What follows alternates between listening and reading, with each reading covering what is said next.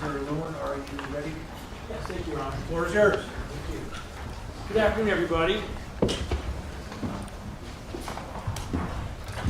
Over lunch, I had a nightmare that when I was going to come back up here, that Mr. Tacopina was only half done. I think, I'm not sure, but I believe I had a birthday and at least one grandchild during that closing. And I bring that up for a specific reason, and that is, do not confuse the length of that argument with the persuasiveness of it. What we kind of have gotten away from is why we're here. So this is the case of People versus Rakim Mayers. This is not People versus Mr. Efron. It's not People versus John Lewin. It's People versus Rakim Mayers. And the reason that I point that out is because if you didn't know better and you listened to the closing, you would think that either Relly was on trial, maybe I was on trial, and we're not on trial. And I think it's important when you are listening and really going through these arguments that you understand what this case is about. And for that reason, I'd love to say that I'm going to be very brief up here. And the reason I'm not going to be is that, unfortunately, I've got an obligation to make sure that I address the points that defense counsel made. Whether those points are relevant, whether those points are persuasive. I can tell you this, I won't be as long as Mr. Tacopina was, and I'm confident that you will get the case today, this afternoon. But that's where we are. I want to start with, this is Randy's Donuts. This is Randy's Donuts. This is on the corner. You're looking at Randy's. This is in Inglewood, on the corner of basically Manchester and La Cienega. This is the exit from the 405. If you're coming, we're looking northbound. And 30 years ago, when I was a young deputy DA in Torrance, I used to drive from home, and I would have to take this route on the 405. And I would, every day, I would get off on the 405, and I would tell myself that if God wanted me to get a donut, He would make sure that the light that you can't see right here was red. As you can see, God wanted me to have a lot of donuts. I ended up, most of the time, I stopped. But there came a time where it just wasn't good enough for me to take the chance on the light. So what I would do is, it's a really long straightaway, and you can see when you're getting off the freeway, you can see that light. So what I would do is literally, I would coast my car at 20 or 25 miles an hour, making sure that I hit the red, and then I could go in and I'd get that donut. And I bring this up because passing up that donut was extremely difficult for me. Very, very hard. And most days I wasn't able to do it. And I always thought that that's probably one of the hardest things that I would have to do. And then I became a trial lawyer. Then I started trying cases. And then I started trying serious cases. And I can tell you that what it takes to pass up that donut is nothing compared to what it's like when I have to sit here during a closing argument, and the defense is up, and I have to listen. And I want to get up and I want to scream, I want to yell. I can't do it. I try to do different things, try to focus on something else, try to go to a little happy place. It's really, really hard. It's especially hard when, as in this case, Mr. Tacopina makes an argument, and I want to be clear about something. I'm going to attack the arguments that Mr. Tacopina made, because that's what lawyers do. That's what's fair. I'm going to attack the arguments that he made. I'm going to attack the case that the defense put on. I'm not going to attack Mr. Tacopina personally. I'm not going to cast aspersions on evidence that he put on. In the end, witnesses, we don't vouch for our witnesses, ladies and gentlemen. What that means is that we put on witnesses, and those witnesses testify to what they're going to testify to. So I'm going to go through, and I'm going to very critically point out what this case is about and what it isn't about. And kind of before I get there, I want to talk a little bit about your role as jurors. So you 16 people, we started in what year? And I know many of you, probably most, maybe all of you, none of you wanted to be here. Okay? And I get it. It's understandable. But you were chosen. It wasn't simply magic that you ended up as jurors. Both sides chose you. And honestly, and one of the few things Mr. Tacopina and I probably agree on is that in our country, it's an incredible honor to be able to be a juror, because in other countries, we don't have jury trials. We don't have any system of justice. But you were selected, and it literally is an honor. But along with that honor comes a duty and a responsibility. And I'm not going to understate it. I'm not going to pretend it's anything other than it's not. I will tell you, Mr. Preslenik and I, we have done our duty, our responsibility in putting on this case. We have given you a case where we have proven it beyond a reasonable doubt. It's going to end up going into your hands, and I'm going to explain to you what the evidence demonstrates and what the verdict in the case should be. Some of you might be saying, wait a minute, I don't understand why we had a trial. Because let's face it, no matter how much the defense wants to talk about how this is all about Relly's credibility, it isn't. It's on video. What's amazing about this case is how little in the end Relly's credibility or anything that matters in the case is really an issue. Now, it certainly could have been an issue. There could have been a defense in this case. There could have been, where the defense put on evidence and they said, hey, listen, Relly, you can't see it, but Relly, when he came, had a weapon. And he said, I'm going to kill you. And the defendant at that point in time pulled a gun to defend himself.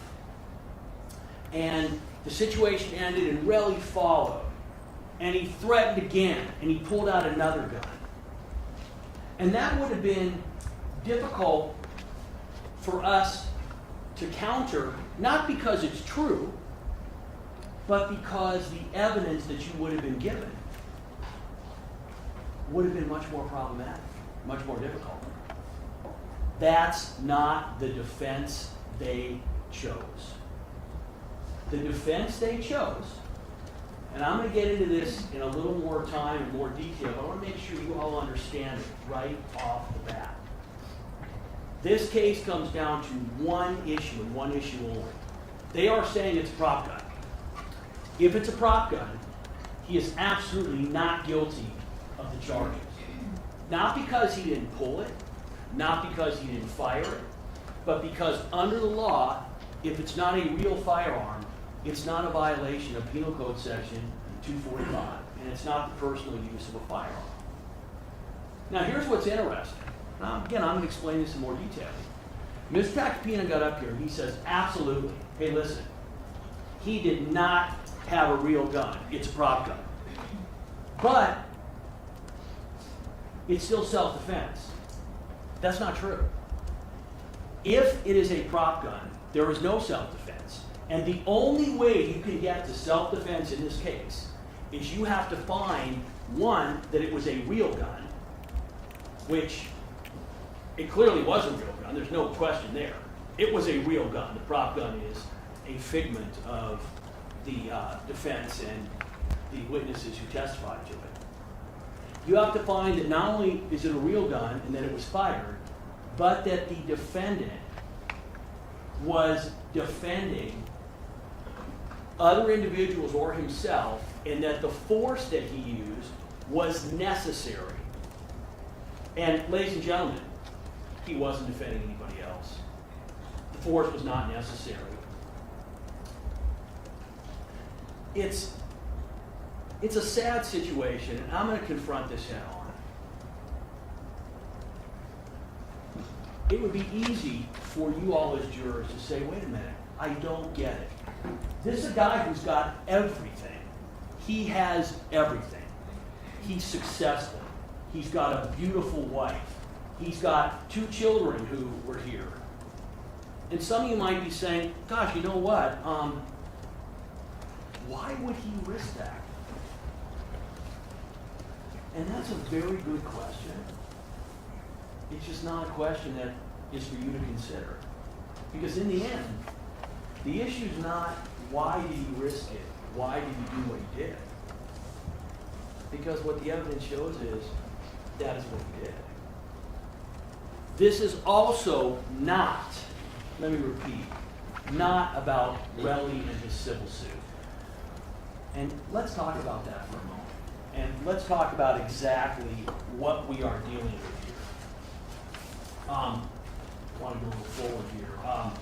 As I'm talking, again, some of you might be saying, hey, listen, Mr. Lewin, we've been listening to this case. Why are you even up here arguing? We get it.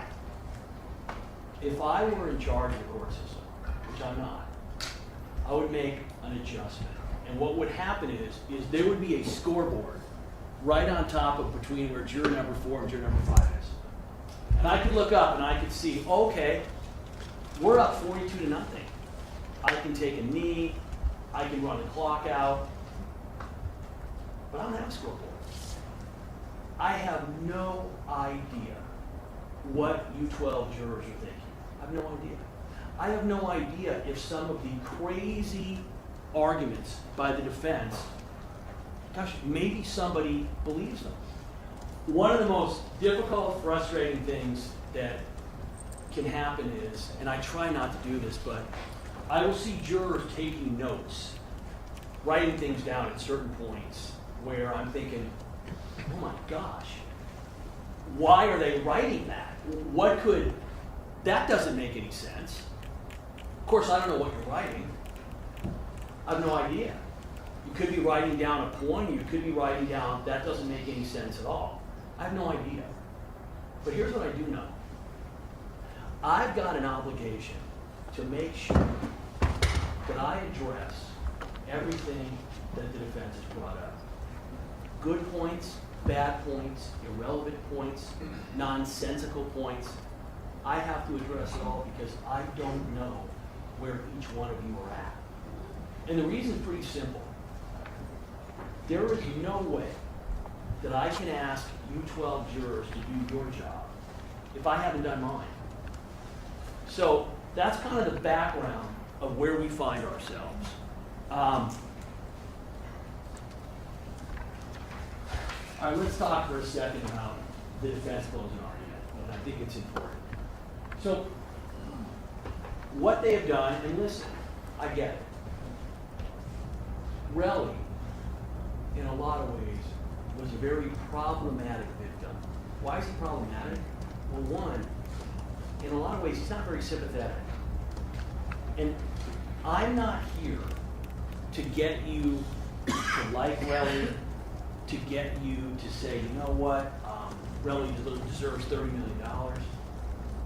Because unlike what Mr. Takapita said, you're not here to decide that. You are not here. I'm not Relly's lawyer, and you're not the jury who's going to decide what damages he's going to get. Evidence has showed he has a civil suit. You're aware of that. I'm not telling you anything that's not a part of the evidence.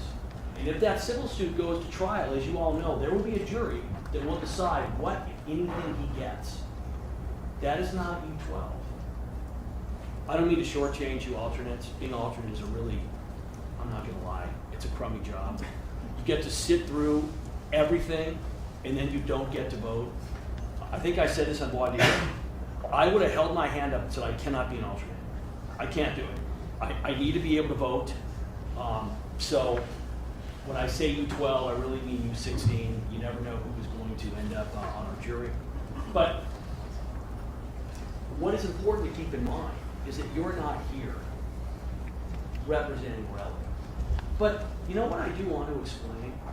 I want to explain for a second what happened with Relly and who he is and what he's been through. And I think it's really important, and this kind of goes to what the defense is in this case. This is a picture that if you look at it, it's very blurry, okay? You can't see what's going on. Why is that? Because what the defense wants to do is they want to zoom up so close on every irrelevant fact that you forget why we're even here. And what's an example of that? I'll tell you right now. Mr. Acapina spent time pointing out the fact that Relly was not honest about buying a property in Miami. Now you need to ask yourselves, what does his property in Miami have to do with what happened on November 6th? Nothing. But he would say, well, but wait a minute. If Relly is not being truthful about that, you don't have to believe about anything. I'm going to get to why that is not what the instructions actually direct you to do. But I want to do something more. I want to do something better. I want to explain to you from the evidence why Relly was up there doing what he did. So let's first talk about the fact that Mr. Acapina spent a lot of time talking about, hey, the defendant, he just sat there, he was dignified, he didn't make any fuss, etc. That's all true. That doesn't mean anything. The defendant is an extremely powerful individual. His wife is even more powerful.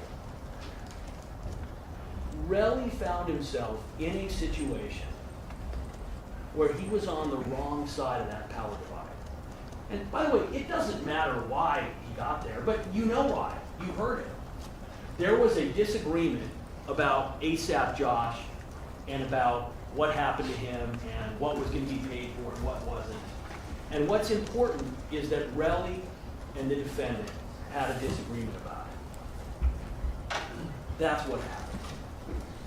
And because of that disagreement, and because of ego, this is what happened.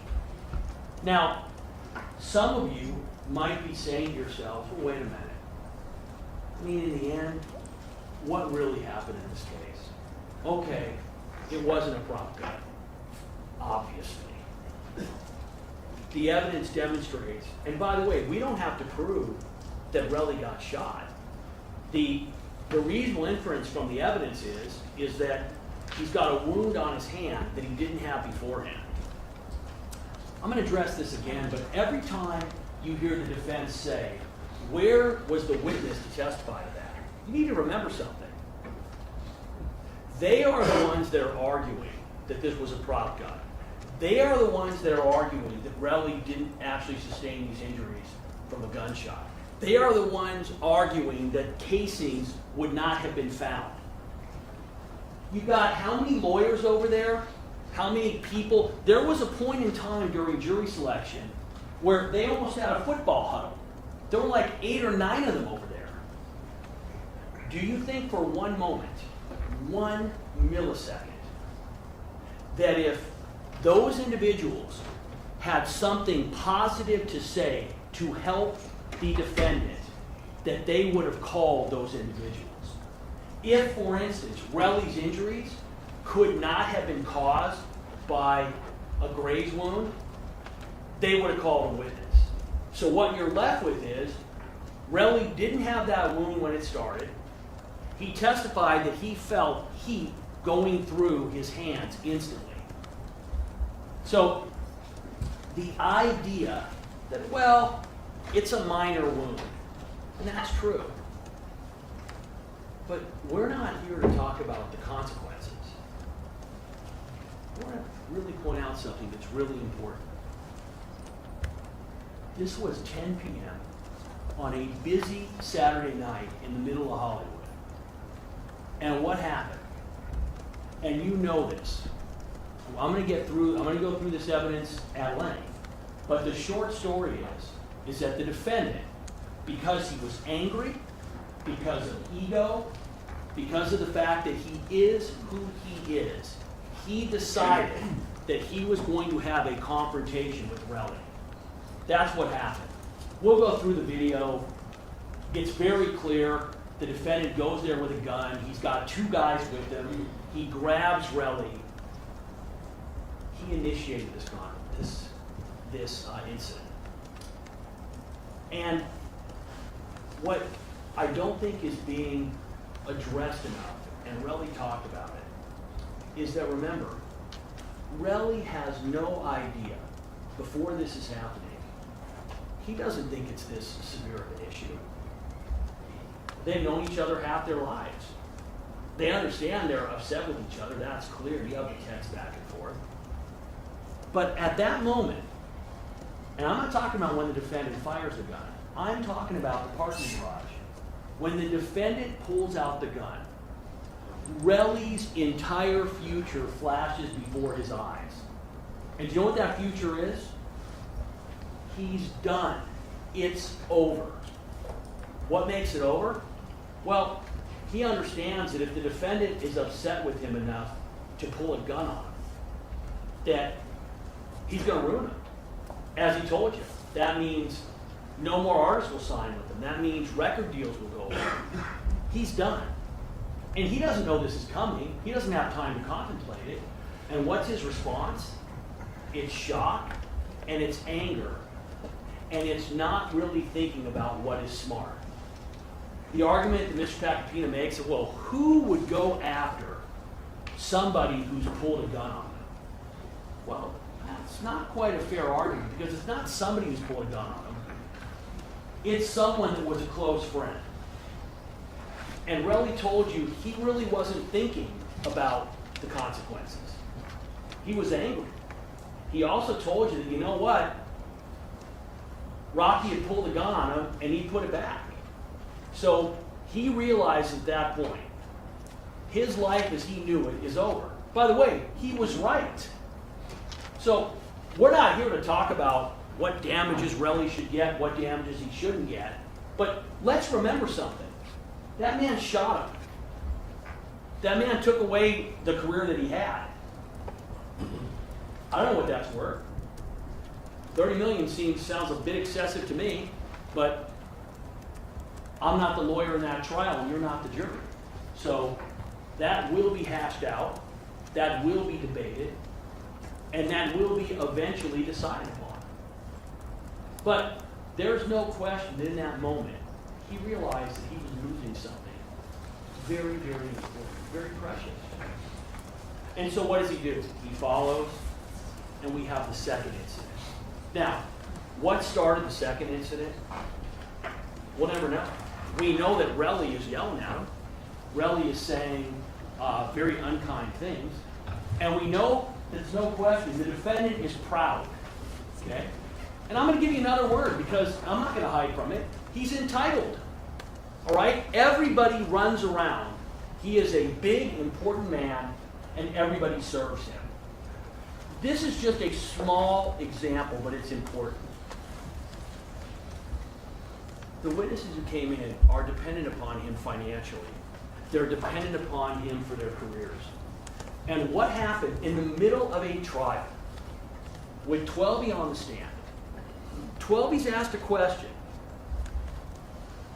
Has anyone ever seen or heard a defendant yell out to a witness in front of the jury, "Don't answer that"? That's what happens when you have a lot of power. And no one has ever told you, you know what? You can't do that. So why did the defendant, why did he take out the gun and fire those shots? I don't know. But you don't have to figure that out either. Because in the end, and I covered this in jury selection, I asked each one of you, if I prove to you, Mr. Przemek and I, if we prove to you what happened in this case, beyond a reasonable doubt, and you don't understand why it happened, it still happened. But that's not where the story ends, because that act, and the first act's important too. When he pulls the gun out, I'm going to go through the video, but it's very clear that that incident ends because a couple of people walk by. That's very clear.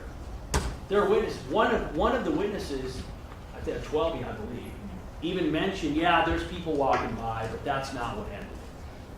Well, you can see where they are, and you can see that right after, that's when he puts the gun back. When they get to the second scene, something happens. And one of the things that makes no sense in the defense argument, 0 sense, is that they keep talking about the timing of the shots. Okay? It's not when the first shot was fired, and you're going to see it.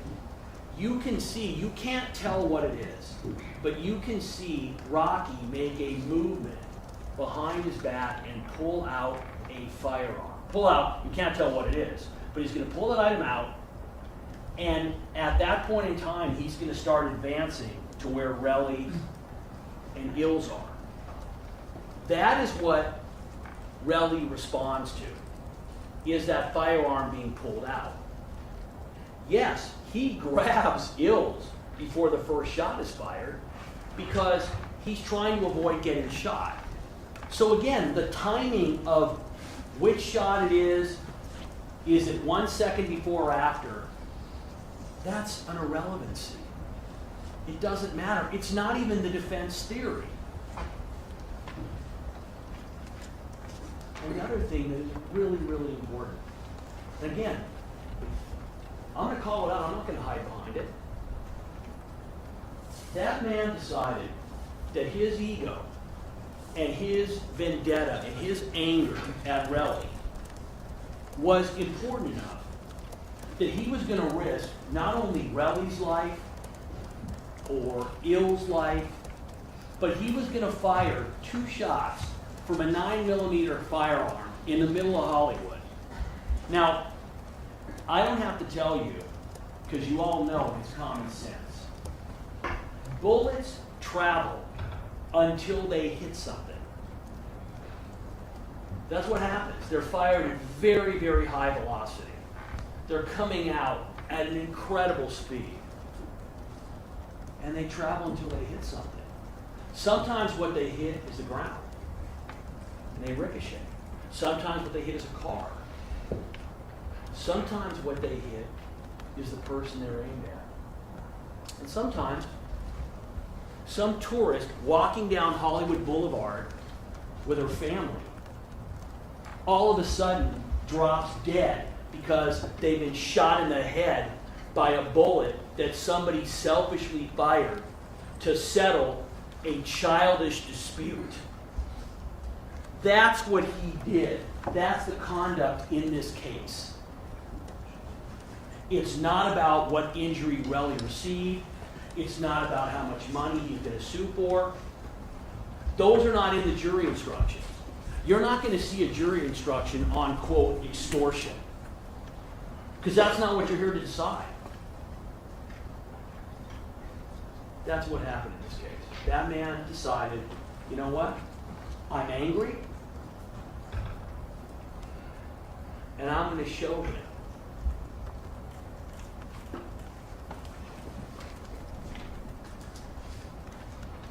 The defense argument, as I listened, it was almost like Mr. Tacopina took off in a plane with no flight plan, and he flew around in circles. Circle after circle after circle. And eventually, he kind of just ran out of gas and kind of just crashed the plane. There wasn't much direction. There wasn't much focus. And there wasn't an emphasis on the actual facts you're here to decide. Now listen, he's got a tough case.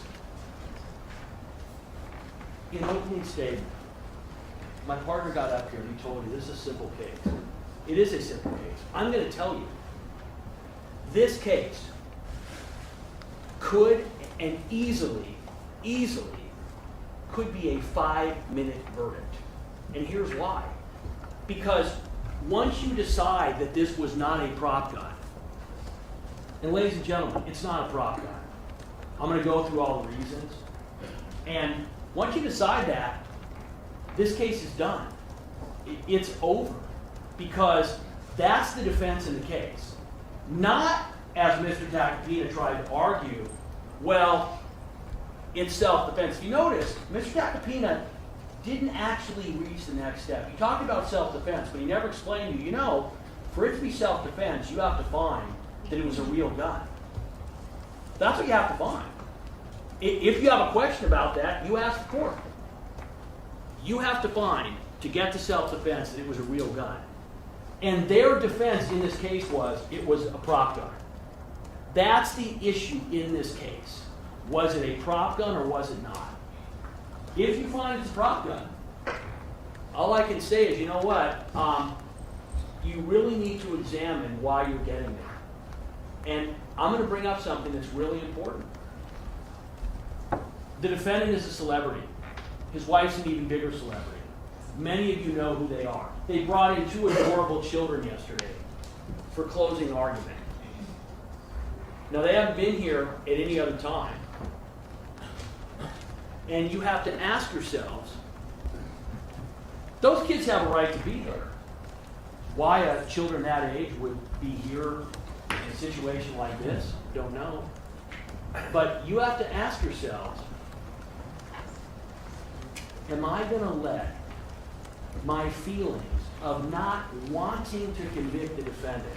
And Mr. Tacopina made it very clear. If you noticed in closing today, he literally brought up Rihanna, he brought up the defendant's family, and he basically was saying, hey, listen, if you convict him, it's going to be very difficult on the family. That is not something you are allowed to consider. So I'm not telling you I don't think you should consider it. You are not allowed to consider it. If you think you are allowed to consider it, ask the question of the judge when you go back. You can send out notes. You can ask questions. You are not allowed to consider how this might affect Rihanna or his kids. And there's a very simple reason. We are all in the world responsible for what we do. And I'm going to add something else, too. There was testimony from ASAP Lou. And ASAP Lou, even though it wasn't a question, ASAP Lou wanted to get in front of you, I think 2 times at a minimum, that the defendant is looking at 24 years in prison. The defendant is looking at whatever Judge Arnold decides he is going to give him. So you are not allowed, by the way, to consider, oh my gosh, if I convict, he could get 24 years. You're not allowed to consider, even if that was true. But in the end, Judge Arnold will decide what the sentence in this case is. So if any of you go back there and say, well, you know what, I just don't think that this crime, I'm just not comfortable with 24 years, you can't do that.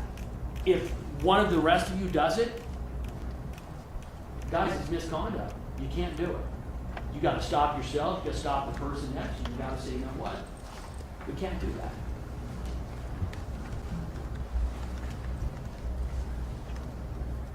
All right.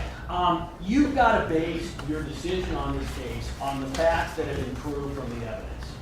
Now, this is really important. The instruction does not say on the facts that have been proved from the people's evidence. That is hugely important in this case.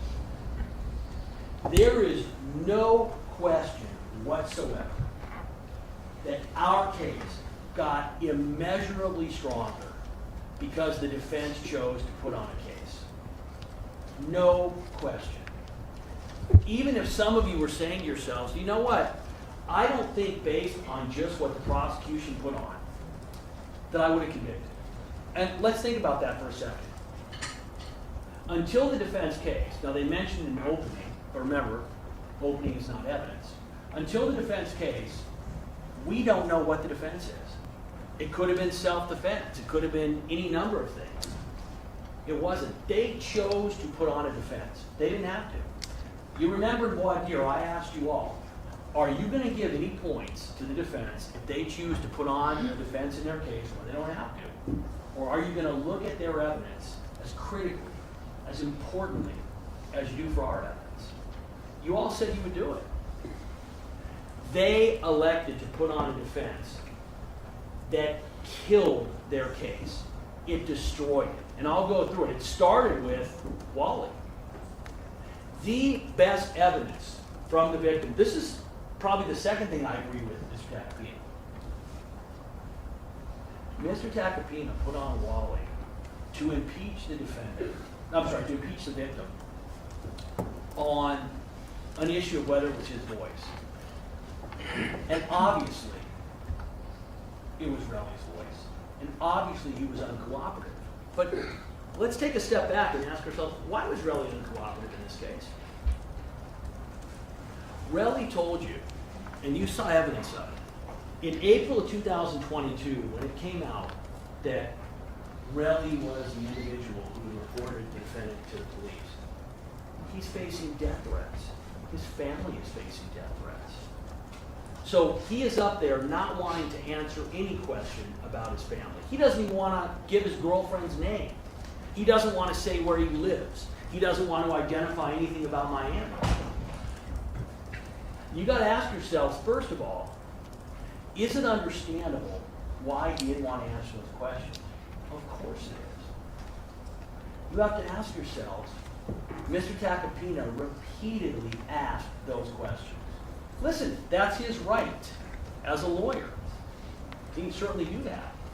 But it was very clear that the result of that, if not the intention, was to get Relly upset, to get him agitated, and to shut him down. And that's what happened.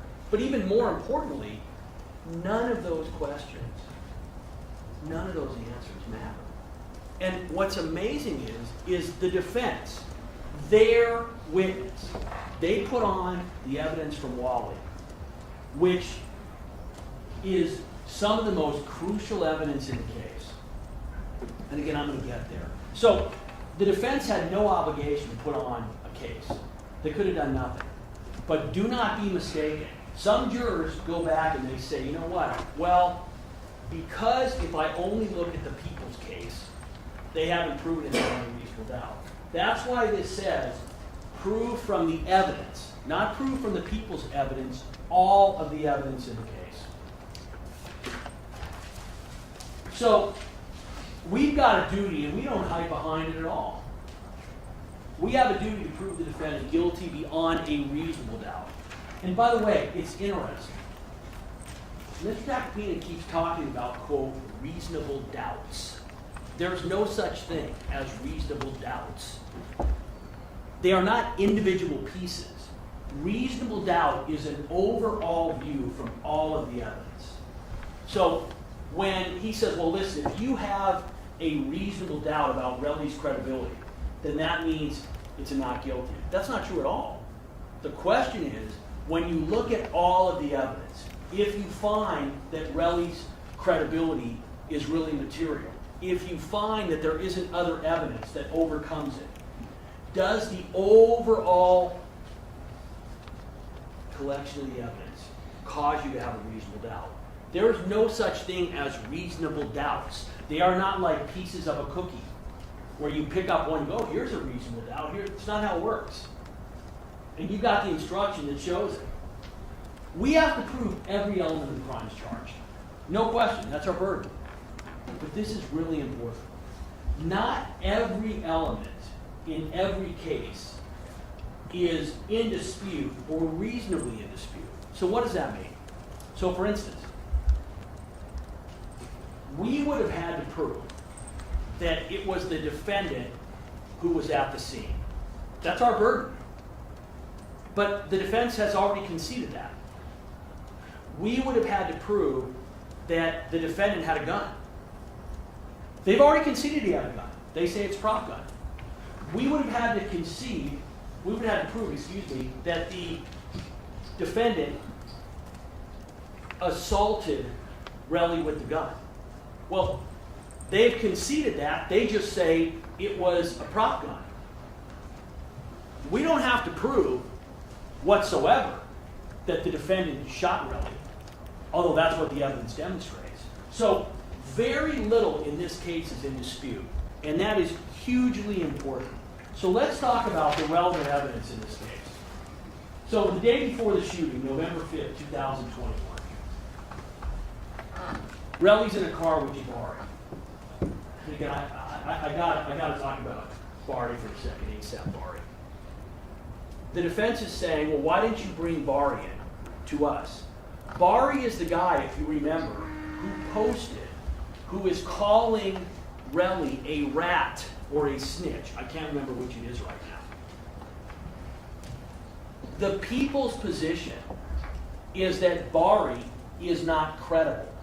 If the defense wanted to bring him in, if they thought that he had evidence to add to their case, they would have brought him in. They flew in a guy from France, okay? Let's just take a step back. They flew in an individual from France at tremendous expense on almost no notice. And they flew him in because they wanted to prove that that was Relly's voice on the tapes. Now, one has to ask themselves, do they listen to the tapes? Because the tapes are some of the best evidence we have in this case. And you know that they only played for you a little snippet. I'm going to play the whole first part of that call, uninterrupted. I'm not going to give a snippet. So what happened in this case? Day before the shooting, there's an issue between the two of them. Okay? The defendant is upset with Relly. That's not in dispute. He's upset with him. I have no idea whether Relly was right about this dispute or the defendant was right about the dispute. But here's what I know for sure. It does not matter. It's not an issue for you to even consider. If, let's assume that Relly paid for every part of ASAP Josh's funeral. Okay? The most expensive funeral in the history of mankind. He paid $20 million for the funeral. Let's assume that happened. It doesn't change the fact that he can't assault him with a firearm. I don't know. We have no idea who was right on this. But it's very clear it doesn't matter. But what's important is there is a dispute. And by the way, if that call did not take place, do you believe for a second that they would not have brought ASAP Bari in? And what do you think would have been the response for the defense if we would have brought ASAP Bari in, and ASAP Bari would have lied the same way that Welby lied, and Wally lied, and ASAP Lou lied? So he's his close friend. If that guy was going to help him, they would have called him. And they have the power of the subpoena just like we do. And in fact, he's the defendant's friend. They know where he is. They're able to access him. So the fact that he's not here, do not get caught up in that game. But, again, the relevance of this is simply that they had a dispute the day before. And the defendant, who is clearly a proud individual, got embarrassed by the fact that Relly is hearing him talking about him behind his back, which, let's face it, it's not very manly, okay? It's just not. And it's clear that the defendant is embarrassed by this. He's embarrassed by the fact that Relly knows he is talking about him behind his back. And Relly doesn't like it, clearly. So this is the day before the shooting. You can see what's going on. I'm not going to repeat the language. This is what we have. And by the way, at this point in time, this is a stupid little incident, okay? The man's a multi-millionaire. Why on earth is he going to take it to the level that he took it? don't know, but that's exactly what he did. So what happens? Well, the day of the shooting, we know that Relly is receiving a bunch of calls from the defendant, from Ills, and from Twelby. And if you don't think that Ills and Twelby know what's going on, I got a bridge to sell you, okay? If you think, as the defense argued, that those were credible witnesses, Relly was angry and he was hostile. They weren't angry or hostile. They were just liars. Start to finish. So what happens? Well, we know shortly before the shooting, let's get to it, stop ducking my calls. Now, by the way, Relly says, hey, listen, I'm not really sure what's going to happen. And when you look at it, it looks like they're going to have a disagreement. But this is really important. Relly can kick the defendant's ass all day, okay? That's clear. But if Relly does that, he loses his life. He doesn't have any interest in doing that. He knows it, the defendant knows it, everybody knows it. Even those lying witnesses, Twelby and Lou, eventually had to concede that the defendant has a lot of power in the industry. The industry where Relly works, the industry that he is dependent upon for his livelihood. So he's got not only no motivation for getting into a fight with the defendant, he can't do it. He's got to sit back and take whatever he's going to take because he's power. That's who he is. He's got power. There's Rocky and there's Relly. Rocky knows it and Relly knows it. That's just the facts of life. So what happens? We have this incident. Now, thank God we have video in this case. Okay? Because without video, we'd all be in trouble. This video is very clear. And when Relly is walking, there's a couple of things you want to consider. I'm going to get to this again.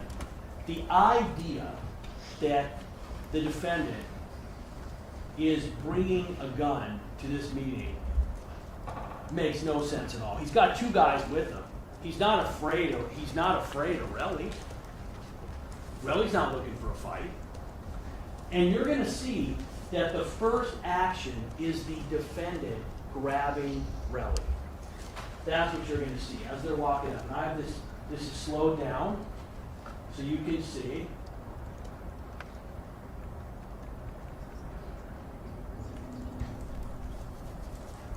So what you saw, the defendant grabs his arm. Now the defendant is pushing him forward. Relly is holding him back. Now this is really important. Stop it for a minute, please. Do you mind stopping it for a minute, Paul? So this is really important. Some stuff in the trial is almost funny. I would ask Twelby, so what was the weather like of that night? Man, it was cold. Man, Relly, he's huge. He's got muscles all over his body. They made Relly out to be the Hulk. They made that happen because that's the narrative they wanted to create.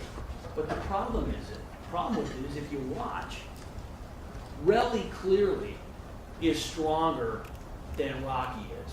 He's stronger than Ills is. Yet he's letting Rocky push him back. If he had wanted to, he had his hand available to punch Rocky. He didn't do it. Probably not because he didn't want to, because he's a grown man who understands that if he does that, it's over. He's got no career. He's done. What he doesn't understand is that in the next moment, Rocky's going to take out a gun, and Relly is going to realize, oh my God, it's over anyway. Please play it. So I'm going to stop it. Stop.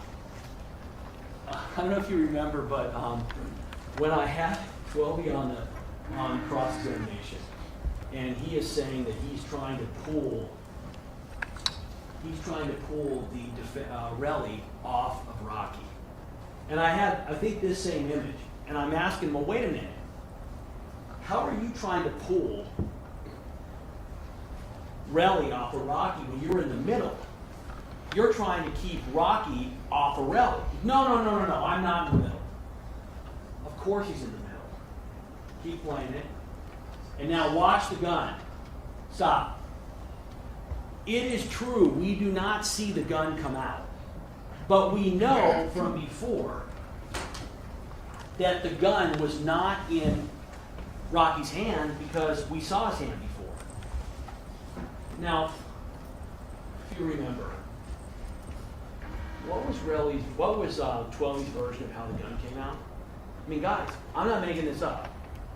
He said that Relly lifts Rocky off the ground.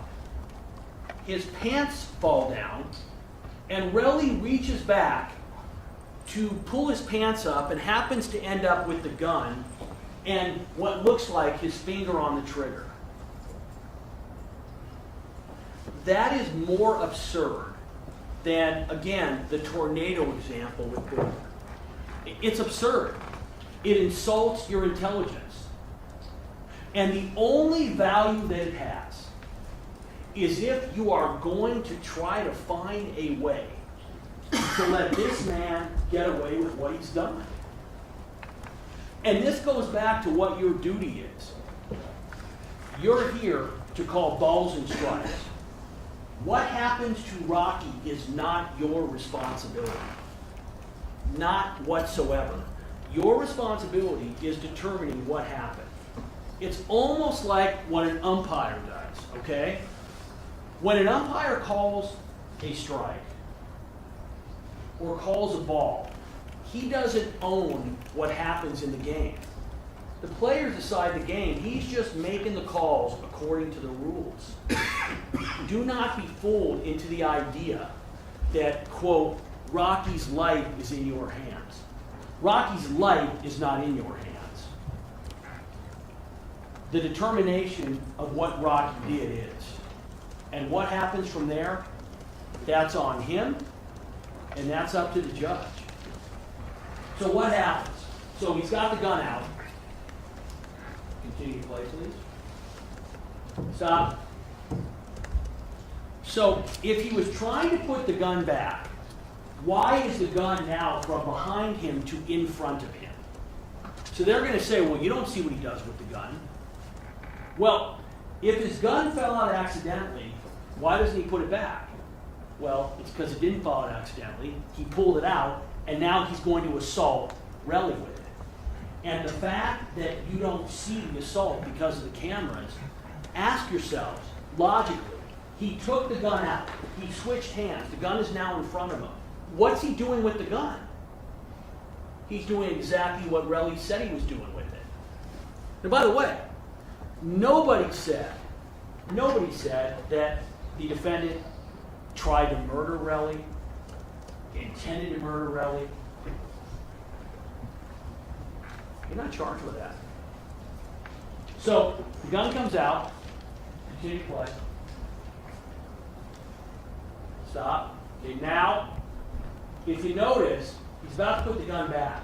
And you're going to see the people crossing because, keep playing. So the gun went back because you see the people that are on top? They're walking from the direction where Rocky just was. Now, why Rocky put that gun away, we're never going to know. I can't prove to you beyond a reasonable doubt why he put the gun away. No one can. I can tell you that the evidence suggests, clearly, it's undisputed, there's a couple of people walking right by. It's in the middle of Hollywood, and Rock's a pretty famous person, and if he was planning on shooting the gun at that point in time, that would really seem to be an ill-advised place to do it. You have to ask yourself, do you think it's a coincidence that when Rocky ends up actually shooting the gun, that the gun is shot in a place where Rocky reasonably doesn't believe anybody's watching him? He doesn't know about the cameras. He knows there's a crowd of people here. Continue to play, please. So this is how the first incident ends. Okay? This is how it ends. So, when we're looking at this, that's count one. That's the assault with a firearm. That's the personal use of the firearm. We don't have to prove any more than what we've just seen. Now, we do have to prove that it's a real gun. And here's what's interesting. Why are we unable to determine definitively? We certainly have strong evidence that it's a real gun based on what happens in the next scene. But who is in control of that gun? And let's think about what the argument is. They're saying that's a prop gun. Where's the prop gun? How are we supposed to prove that it's not a prop gun when they've got the gun and they got rid of it? It's impossible. There's no way for us to do anything more than what we've done. So what happens at the next scene? Part 2 of this. Now this is going to be important because what you're going to see here is you're going to see that the incident starts before Relly ever grabs Ills. By the way, Ills is the guy he likes. He doesn't like 12. So you want to just ask yourself for a second. He never tells anybody, hey, Ills had a gun, Ills had a knife. Here's why I assaulted Ills. He's not assaulting Ills. He's not punching him. He's not doing anything to Ills. He's using Ills as a shield, just like he's going to say. But let's look up to the top left corner what's going to happen. Oh, did I lose it? Okay. So here we go. Back it up again. Start this one over.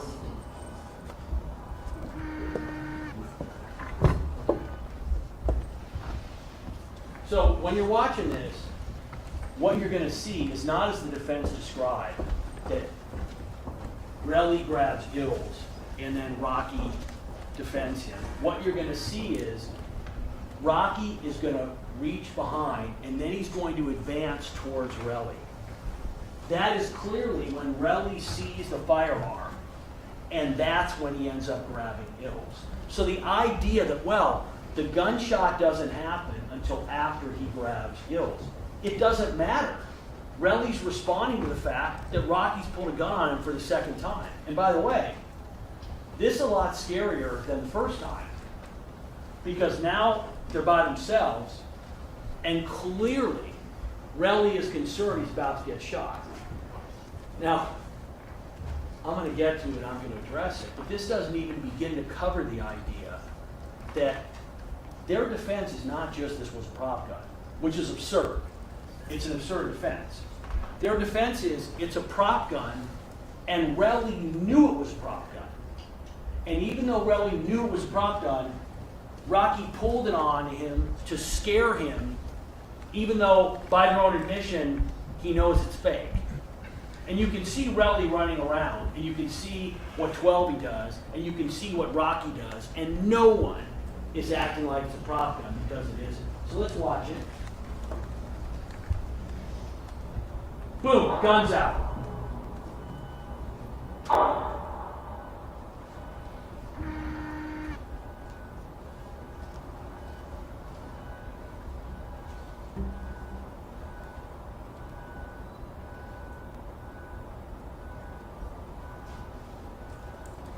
By the way, at one point in time, one of the witnesses, I think it was 12, he said that the defendant fired a warning shot.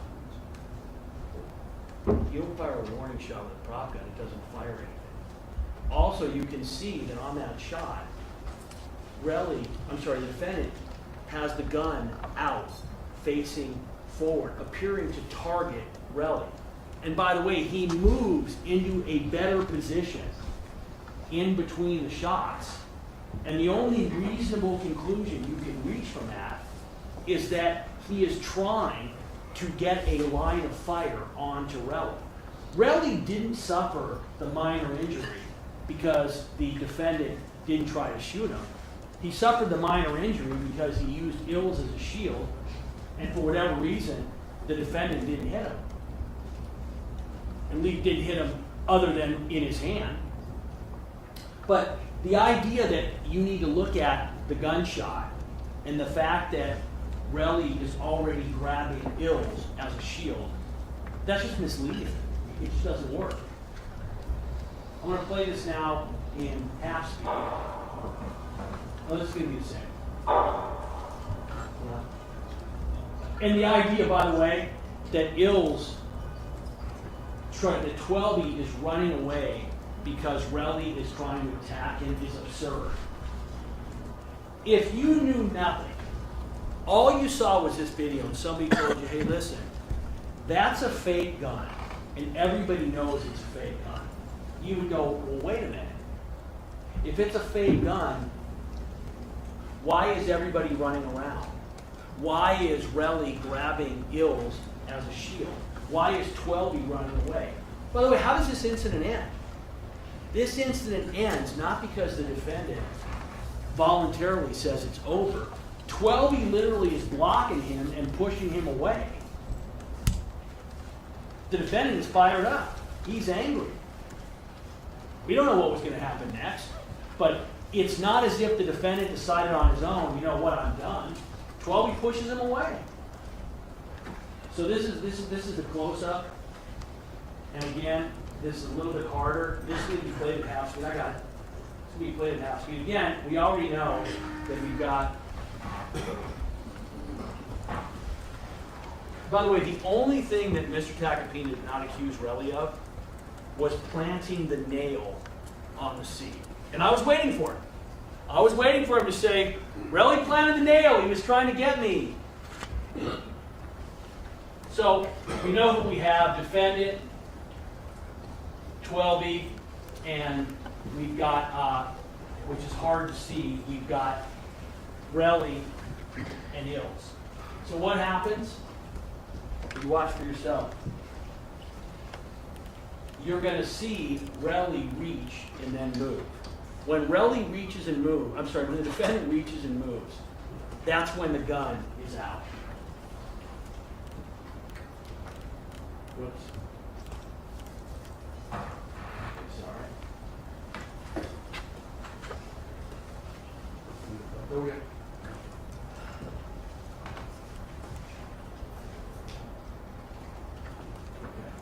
So here we go. Boom. You see him reach, guns out. 12 moves. Relly is running, trying to get behind Ills. He's not beating Ills. And what is Rocky doing? He's running around, trying to get a shot, and he's going to fire. And when he fires a second time, the gun is outstretched, aiming at Relly. And now look, there's 12 grabbing him and making the defendant go away.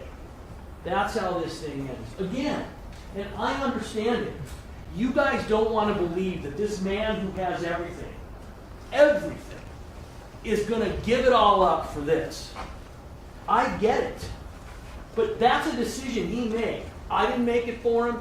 You didn't make it for him. The judge didn't. Mr. Tacopina didn't. He made that decision on November 6th.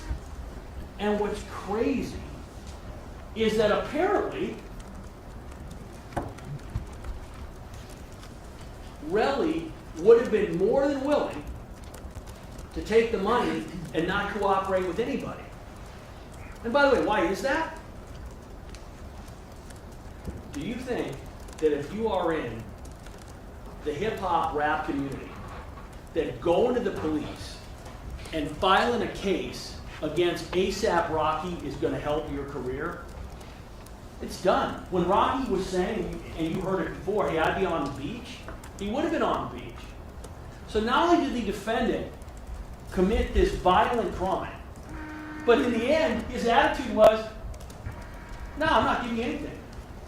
Now, that's arrogant, but it's what happened.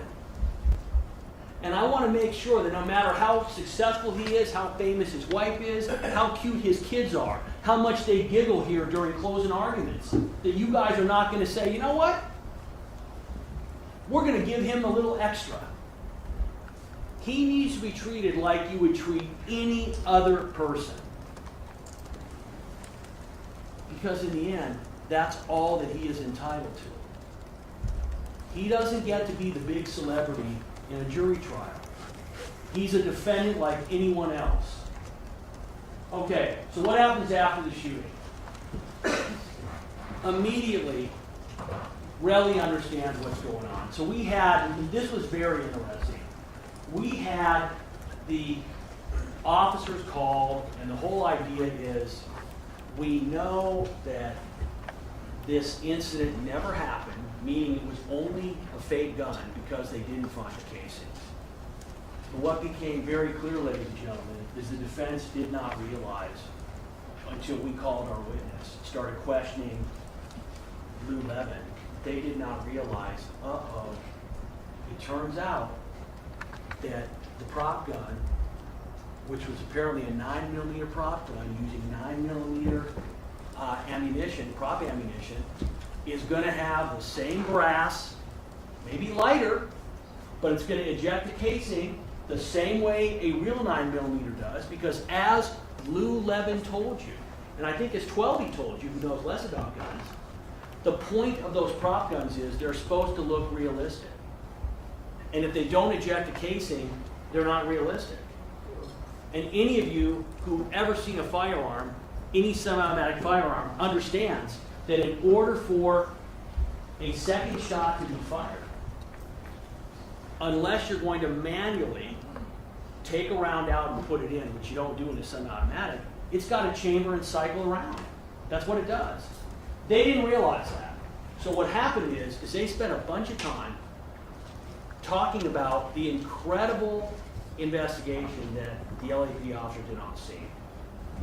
I asked you during voir dire, are you going to be able, in this case, are you going to be able, if you don't have every question answered, to come to a verdict if the evidence demonstrates to you beyond a reasonable doubt that the case has been proven? Each one of you said, no, you know what, I don't need every question answered.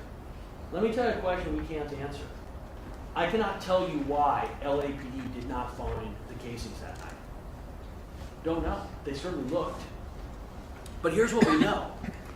They didn't find any casings, meaning if the defendant's position is correct, if the defense position was a prop gun is correct, there should have been casings there for the prop gun.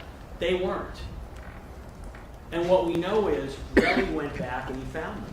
And I'm going to go through and explain to you why that's credible evidence. So what happens? He goes back, he texts, and he says, hey, you tried to kill me. Okay? What are you talking about? Why are you telling people I shot at you? Is what the defendant says. By the way, the defendant's position now, their defense is that he shot at him and it was just a prop gun. So the question isn't that the defendant is lying here. He clearly is lying. He's just saying, oh no, it's a prop gun. So, Relly says, you tried to set me up and take me from my daughter. He is saying, you tried to kill me. That night, in that text, Relly doesn't know we're going to trial. And what's the defendant's response? Not, hey, that was a prop gun. It's, stop making shit up. So, this is what they say is the big evidence in this case. Yes, Relly decided that rather than cooperate with the police, he was going to try to get a bunch of money. Is that the honorable thing to do? Is that the good civic-minded thing to do? Of course not. Because the defendant firing his gun in the middle of Hollywood jeopardized everybody. It's not just a crime against Relly, it's a crime against us all. But Relly didn't care about that. And by the way, eventually, when there's a civil trial, I'm sure that the civil lawyers will be arguing that Relly doesn't deserve anything. And luckily, that's not my job. We don't represent Relly. We represent the people of the state of California, and we're here because the defendant committed a violent crime. We're not here asking for money for him. I'm not gonna sit up here and tell you what he deserves. I have no idea. So, what's important here is he's explaining in this text that he wants to get the money, but he's explaining why. He shot at me. Relly never, ever, ever has been inconsistent in the fact that the defendant shot him, that he got hit. Never. Sure, was he not upfront about owning property in Miami? Some of the questions, how did you make money in 2021? Is this a picture of your girlfriend? Imagine if you are sitting here on a case that is being live streamed. You got the camera here. You've already been threatened. Your family's been threatened. Your daughter's been threatened. Your girlfriend's been threatened. And now someone is going to ask you, defense attorney, what's your girlfriend's name? Let me show you a picture of her for the world to see. What do you expect Relly to do? Okay, now we're going to get to the most important statement that Relly gives in this case. And let me tell you why it's so important. And again, some of you might be asking yourselves, why did the defense bring in this evidence? And let's be clear. When the defense says, well, we only brought Wally out here to testify to one thing, that's true. They easily could have played the calls. There's no magic form where we got to play and they don't. They're arguing that Relly is inconsistent. There's objection to not play that whole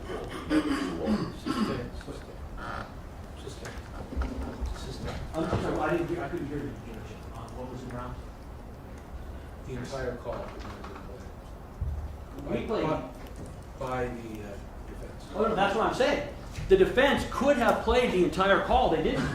That was the objection. Objection sustained. Go on to something else. So we decided that we were going to play the entire call. And you can listen to this call. And let me tell you what's so important about the call. Relly does not have any idea that he is being recorded. He's not talking to cops. He's not talking to a prosecutor. He's talking to someone who he thinks is his friend. Now, that person isn't actually his friend. That person is an agent of Rocky. How do we know he's an agent of Rocky? Well, we know it for a couple of reasons. One, and again, this is how just lack of credibility filled Wally's testimony. Wally says that basically he just happened to record him. And when I'm asking, wait, why are you recording him? Well, he had like 10 missed calls from me. Wait a minute, so your friend, you have 10 missed calls, you decide I'm going to record his call. He recorded him because he was trying to get information to help Rocky. And you know that because what does he admit that he did right afterwards? He calls Rocky and tells him what he said. But here's what's incredible. When you listen, I'm going to play it. Wally's testimony was he knew nothing about this incident before this phone call. Yet, you're going to hear him say, I'm not here to pick sides. So that's a straight lie. Of course he knew about it. He's Rocky's good friend. It's already been in the media. It's been blown up in hip-hop websites. Of course he knows about it. And when you listen, what is so crucial about this statement is this is Relly live, not in a courtroom, not to a police officer, but to a friend where he's got no motive to make up anything, where he's explaining what happened. And he is literally incredulous. When you listen to this, what's going on is Wally is trying to get him to try to settle this thing for money. That's what's going on when you listen. And Relly's like, hey, I tried to settle it for money. He didn't want to do it. But in terms of the facts of what happened, he is crystal clear and consistent about everything that matters. So listen.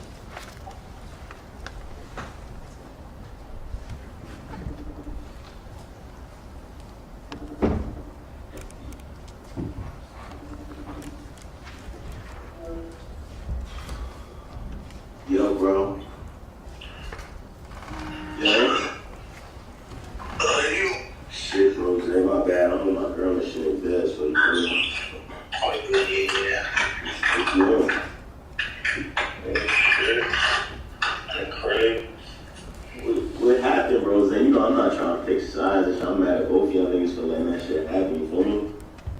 Oh, it ain't no picking sides. That nigga 100% crazy and wrong. Yeah. 100% wrong. And he got 12 year ills mixed up, bro. I'm not. You gotta understand, Rakim been on his high horse for a very long time. You feel me? He didn't have to do what he did. I don't have. He forced my hand. You feel me? I got over 20 missed calls between him ills. Why is Rocky going out his way to do anything like that? You get what I'm saying? I'm pretty sure you didn't hear the story or whatever it is. But you gotta look at it like this. Why is he going out his way to call me 20 times? Got ills and 12 you with him. Text messages saying link up where you at. And all of this is because of I pressed him about Josh, him not doing right by Josh, and he spoke to Josh's mom and lied. You get what I'm saying? So I wrote him about that. He hits up Bari later about that, but I'm with Bari. Bari got the phone on speaker. You get what I'm saying? This shit didn't fit well with me. So Rocky talks about me within that conversation because he sees I text him about Josh. You feel me? And told him I'm taking ASAP out my name. This was 7 months ago. I took ASAP out my name. You feel me? Yeah. He's a bitch, so he goes ahead and hit Bari because Bari an influencer a whole week later doing that complex con shit. You feel what I'm saying? Just so happened I'm with Bari while Rocky hits her. Rocky says my name. You get what I'm saying? Real Money 12 year ills is at his house. I hit Real Money the next morning, tell Real Money. I heard Rocky bitch ass tell him I don't fuck with him. Whoop-de-woo, whoop-de-woo, whoop-de-woo. You feel me? No fighting words, none of that. Just basically, nigga, I heard you. But in Rocky's head, he was like a bitch because Bari had him on speaker. Rocky don't know who else heard that conversation, but he know I heard him talk about me. And I told Rocky over the years, nigga, if you have a problem with me, let me know. Stop rocking me to sleep. You feel me? Yeah. Boom, boom, boom. Next thing you know, I guess that was enough for him. He felt like a bitch because he knew I heard that conversation. I wasn't supposed to hear that conversation because Rocky I never heard him say curse words or even have that type of energy towards me. You get what I'm saying? So now I know the real him. I tell Real Money, tell that nigga fuck him. You feel me? Boom, boom, boom. Shit gets related to him. Next thing you know, I get over 20, 30 missed calls between him, Ills, and Rocky. Text messages. I'm staying at the Lowe's. I tell him, he calls me, I finally answer because I'm sleeping. Yeah. I answered, he's like, where you at? With a slick voice. I'm like, huh? Where you at? Nigga, I'm at the W, but I'm not really at the Lowe's, you feel me? And if you know Hollywood Boulevard, they all look the same. You're like, no, you're not, nigga, that's a bum-ass hotel. I'm like, huh? He said, show me outside. Okay, all of it look the same. I showed him outside. What he does, be there in 5 minutes. I'm like, alright, my girl like, what the fuck is going on? I'm like, I don't know. Yeah. He calls me, Ills calls me. Yeah, I got all these text messages, bro, these niggas is dumb. You and a couple only people heard this story. Rocky out here thinking it's all sweet, but his life is really, and bro, that's what I wanted to ask you, bro. Like, why the boys though? You feel me? Why take it to you know the guys? You feel me? Who, me? Yeah, if anything, how the boys meet. Why wouldn't I, bro? He's a multi-millionaire. He blamed at me. I'm no longer on his level. Everybody turned on me. Everybody, bro. Rocky had everybody turn on me that day. Plus, what the fuck am I doing? Spin on his block and go shoot him up? Or do I cripple him? Because he's a multi-millionaire, bro. I'm not having nobody shoot at me where I'm taking him on the chin. And two, I'm not about to spin on Rocky's block. I'm already a millionaire, nigga. You get what I'm saying? So what you looking for? You think you're a black nigga? I'm teaching these everybody how to get money, how to do this. Do Rocky do that? Do you have a foundation for black people? Do you have a foundation for anybody? No, this nigga's greed. You get what I'm saying? So I can't sit here and be like, oh, how you meet somebody like that, bro? You take away what they have, dogs. You feel what I'm saying? I'm not doing it on some like this, that, and the third, or some pokey shit. Nigga, I would have had a guy lawyer the same day because he reared at me 4 or 5 times. I had to use ills as a shield or I'd be dead. I feel niggas ain't trying to like, you feel me? You not trying to end squash this shit, get some paper or something, or what, you know? Like, bro, it's too late. He told me suck a dick. Boom, boom, boom. I hit up John the same day. Bro, that's all on him. He had nothing but time, bro. When I got the best lawyer in LA and worried about my business. You feel me? He told John to stop contacting me. I sent him the picture of the bullets, sent him the text messages of him, letting him know how serious this is. You know what he said? Nigga, fuck you.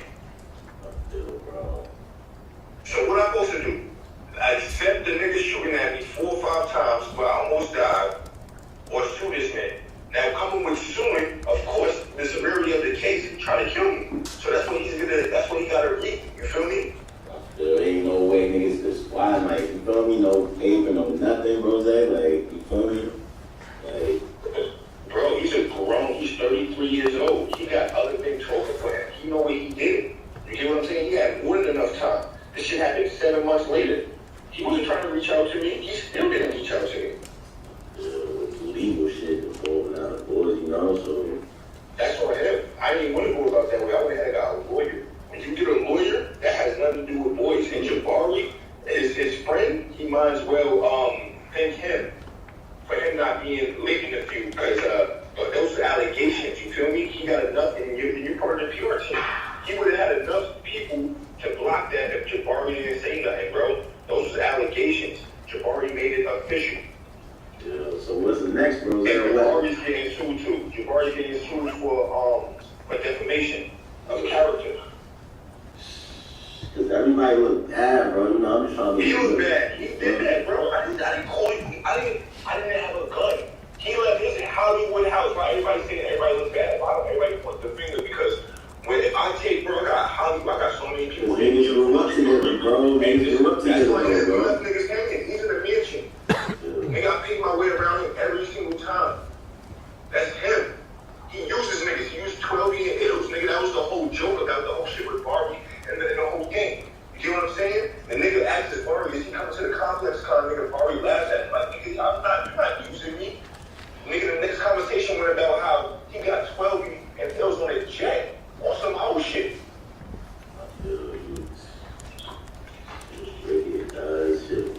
Cause y'all niggas grew up together, man. Like, you feel me? Like, I made that nigga. Fuck growing up. I made that nigga. Not no 12, not no jams. He didn't know jams. Jams popped up at my crib on purple swag. I made that nigga. That's why you feel like that, bro. I've been powerful. I've been Jabari never did, bro. I put every last I just want y'all niggas to kind of end this shit and, you know, find out. And, he could have ended it when he shot at me. Who ends anything when a nigga shoot at you 4 or 5 times? You gotta grab another member to protect yourself. He called me out my living space. Called me, told me stop ducking him. He planned it. That's called premeditated, bro. You feel what I'm saying? He didn't give me a chance. He didn't tell me I'm coming to a gun battle. I came to link him to see what the fuck the status was about. He pulls out. He tries to chest bump me. He tries to chest bump me and then pull out a gun for self-defense. He's a pussy boy. And me and Ills is standing in between while he's trying to shoot me. He didn't give me no seconds for the shit happened like that. And I got it all on camera. You don't want that, like, trust me. You stupid. He did it all on camera, champ. So the world looking at me because of Barry's mouth right now, but in a few seconds, if I wanted to do an HBO or do anything, his whole career is fucked. Everybody's looking at me like the man. That's what you, like what's your, I guess it was the end game here, bro. Like, you feel me? The end game, I'm suing this shit out of him. That was my game, and regardless, I don't give a fuck about no police, nigga. I'm going against a multi-millionaire that trying to kill me. So, it's really to get hit, bro, or you just trying to move on and shit? Besides suing somebody like that. You feel me? Now, he got to face the consequences of with that because he wanted to be a gangster and run out his crib like that. That has nothing to do with me. You feel me? I did my part. If you look at it on my end, what else am I supposed to do?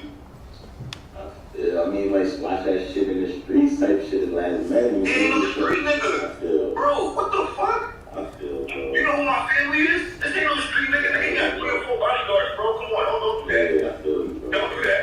Don't do that. This man riding around with, come on. What street shit do he do, bro? This is a street nigga. You already know what would happen. Everybody know what would happen. We're talking about ASAP Rocky, bro. The face of Dior, like, come on, stop it. This ain't a street nigga. Nah, I'm just trying to, you know, I'm just, cause I fuck with you heavy, bro. Say, you know, I was always love every time, nigga, and y'all fuck with Yeah, but I'm trying to let people know, and the ones who's close by him, this ain't no, he ain't no gangster, Rel doing, bro, this ain't no gangster. If this was a gangster, this would be handled in the streets. Okay. So how niggas play? They got 3 or 4 bodyguards from 24/7. So like, what's next though, bro? Like, niggas go to court, you feel me? Like, why not just watch this shit? He's finished. Why not just ask for the bag, or, you know? I tried already, bro. You don't ask for the bag because that's extortion, bro. When you got somebody that's shooting at you, you ever look I'm smart, bro. You gotta understand, I'm not a dumb black nigga, bro. You know what I'm saying? You ask for a bag without a lawyer, bro, it's called extortion. You feel me? You're gonna do everything accordingly. Everything accordingly, or it's gonna catch up with you.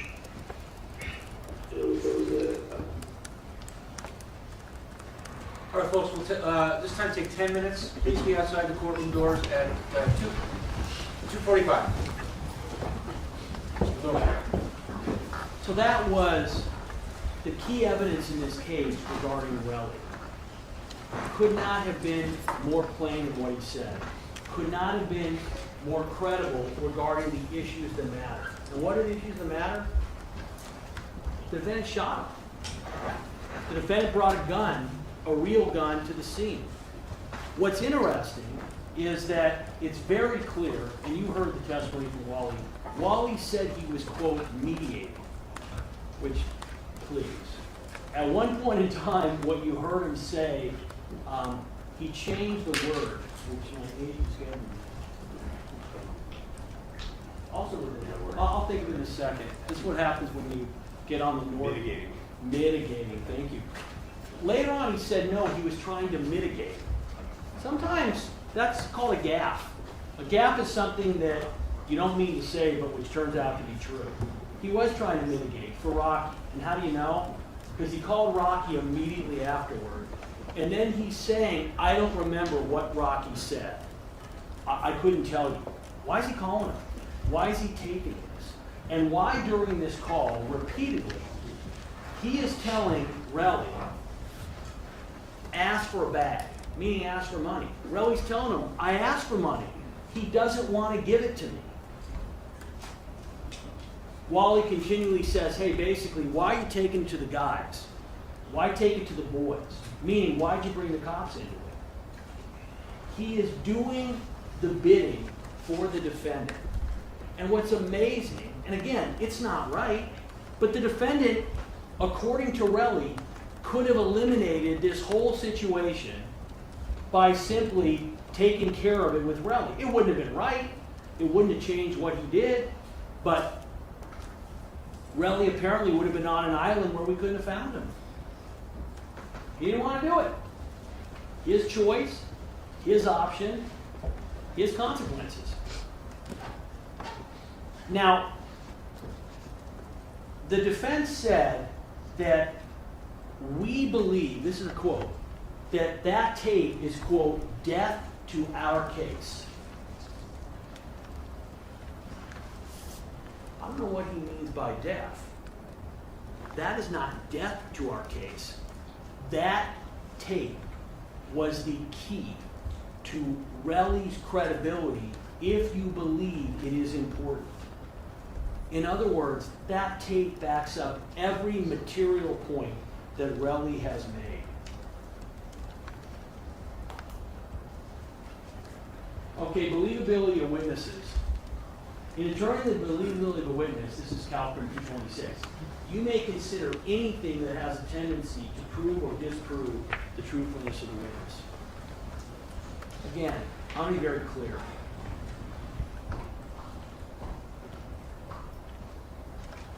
Twelvey and ASAP Lou came in there, and they repeatedly lied just about almost everything. I'm not going to go through all the inconsistencies. Twelvey didn't want to concede that he's reliant on the defendant. Didn't want to admit that he's talked to the defendant. If you believed Twelvey and Lou, they've had almost no conversations about what happened in this case since the start. And if you believe Wally, even though Wally is, quote, mediating the situation, he's never talked to Rocky about it. He's never talked to Twelvey about it. How do you mediate a situation when you're only talking to one party? It's just not true. They lied. The difference between Relly and the defense witnesses is Relly was hostile. Relly was angry. Relly threw things. Listen, that wasn't appropriate conduct. You saw the judge. The judge was very frustrated with him. Everybody was frustrated with him. Listen, Mr. Prosecution, that was his witness. That's no easy task for him. But in the end, his credibility about what counts in this case was absolutely proven, and it was proven through their own witness. The evidence in this case, remember, we didn't have that tape. That tape came from Wally. We heard that tape only slightly before you did. Wally comes in and testifies, they play a snippet, and we play the rest. So when you're looking at the factors, you're looking at what witnesses are to be believed. They called 3 witnesses. All 3 of them perjured themselves. All 3 of them lied. All 3 of them came in to protect the defendant. And although they were calmer and more respectful, they perjured themselves in material areas. Relly, on the other hand, was truthful about everything that counted. So the defense focused on the fact that basically you can reject the testimony of Relly if you find that he lied about anything. However, Calcrim 226 tells you do not automatically reject testimony just because of inconsistencies or conflicts. Consider whether the differences are important or not. So listen, is it true that Relly, at points in time, was untruthful during his testimony? Absolutely. When he's saying, I don't know my girlfriend's name, of course he knows his girlfriend's name. When he's saying he doesn't know about a place in Miami that he purchased, of course he knows. But those differences, those inconsistencies, those conflicts, they're not only not important, they are completely irrelevant.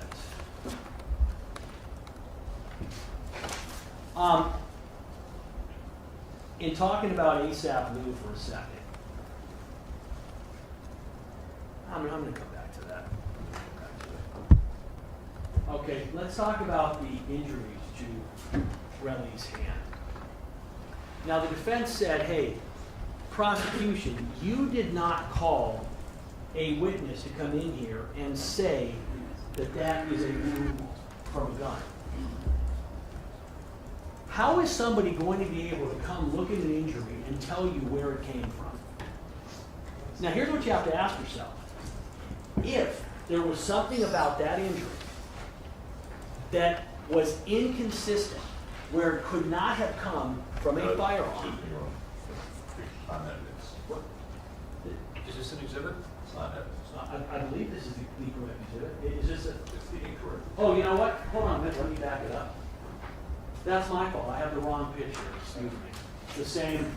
Let me change it. Thank you. Okay. This is the correct exhibit. So we're still talking about the injury to the hands. And you know, without question, that if there was an expert who could come in here and testify, you know what? Those injuries could not have come from a graze wound. They would have called that witness. And again, how do you know? Look at the team that's standing over there. Look at the fact that they called in Wally. The purpose of calling Wally, bring him out from France for thousands of dollars, obviously, was to simply impeach Relly with the fact that it was his voice.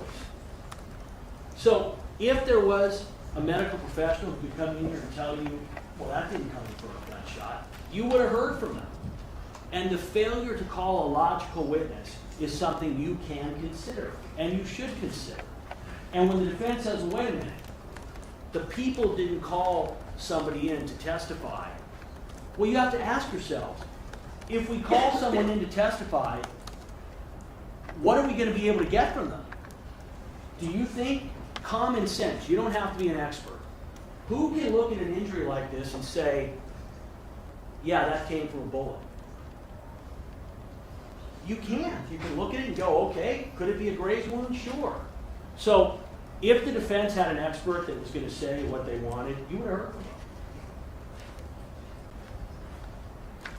Okay, let's talk about Gills for a second. This was, again, the defense went all in on a couple of things. One of the things they went all in was that if there were casings at the scene, LAPD would have found them. Well, they didn't realize that the prop gun put out casings as well, and therefore the question isn't that LAPD missed the 9mm casings in this case. The issue is that without question, whether it was the 9mm or the prop gun, it would have left casings, and LAPD missed it. Why? We'll never know. Why did Relly find it? Well, he had the advantage of knowing exactly where it was. Same thing with Ills. Again, the plan was clearly from these witnesses, and particularly from 12E, we're going to build up the fact that Relly gave Ills a beatdown. This had to do with his strength, how strong he is. He's punching him in the fist. Remember the judge? I still think there's a difference between a closed fist and a regular fist. But the judge, if you remember, when I mentioned closed fist, the judge said, well, a fist is a fist. It doesn't really matter. Their testimony was, and even today, you've got the defense saying how Relly is landing haymakers on Ills. They said that he was bleeding. Okay? Relly's a big guy. He's very strong. They said he was punched in the face at least 3 times. Well, I guess they didn't realize we were going to have a video the next day, less than 24 hours later. And this is from the video. Look at his face. No injuries. No injuries. Nothing. 0.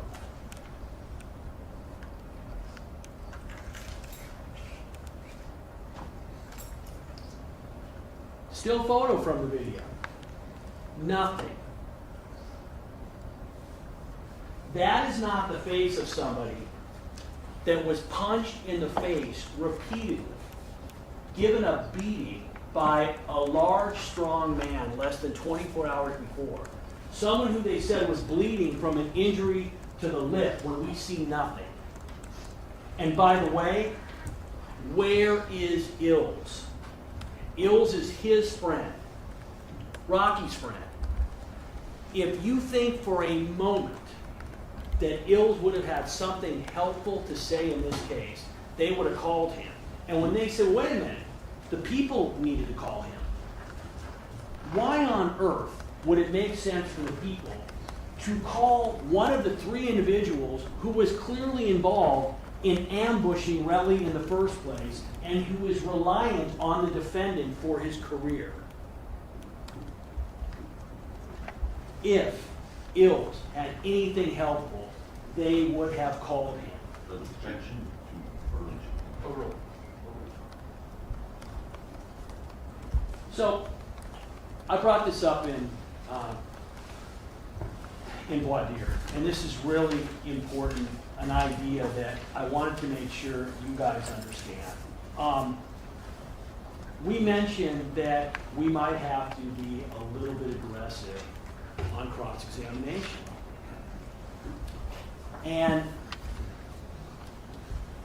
I wanted to make sure, and I asked you all in advance, hey, listen, if we have to be aggressive in cross-examination with witnesses, are you going to hold that against us? You all said that you wouldn't. Now, whether you all found Mr. Przlemek to be too aggressive, too loud, too mean, I can't control this man.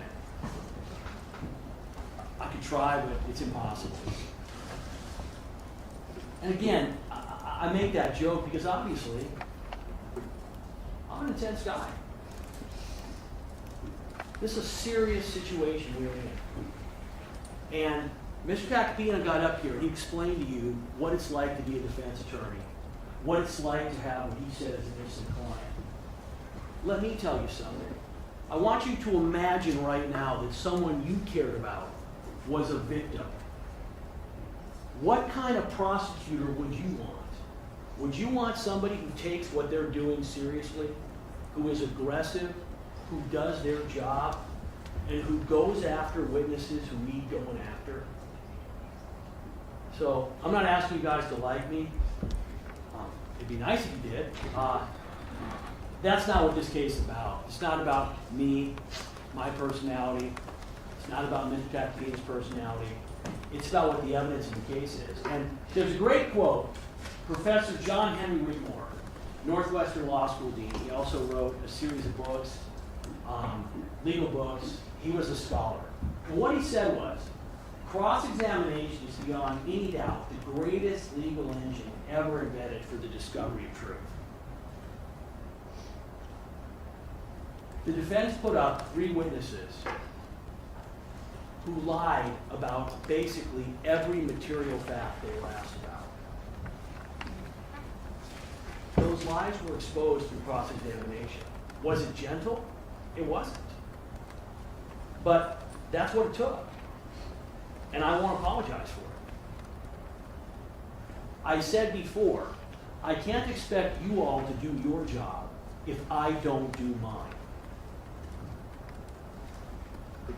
All right, let's talk about what the elements are of assault with a semi-automatic firearm, 245B. 1, you don't need to actually touch someone with it.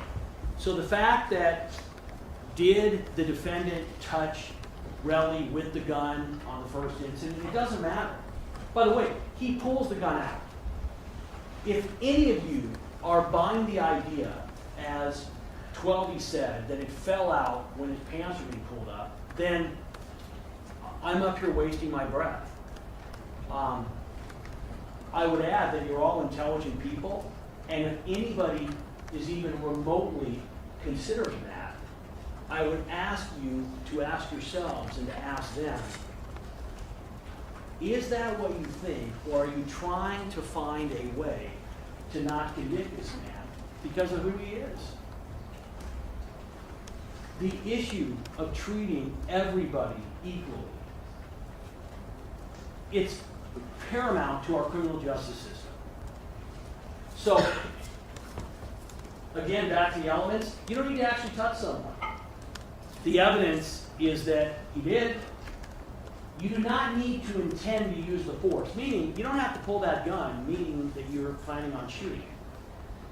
You don't actually need to injure someone. You don't need to fire the gun. You don't even need to point the gun at the victim. This is in the instruction.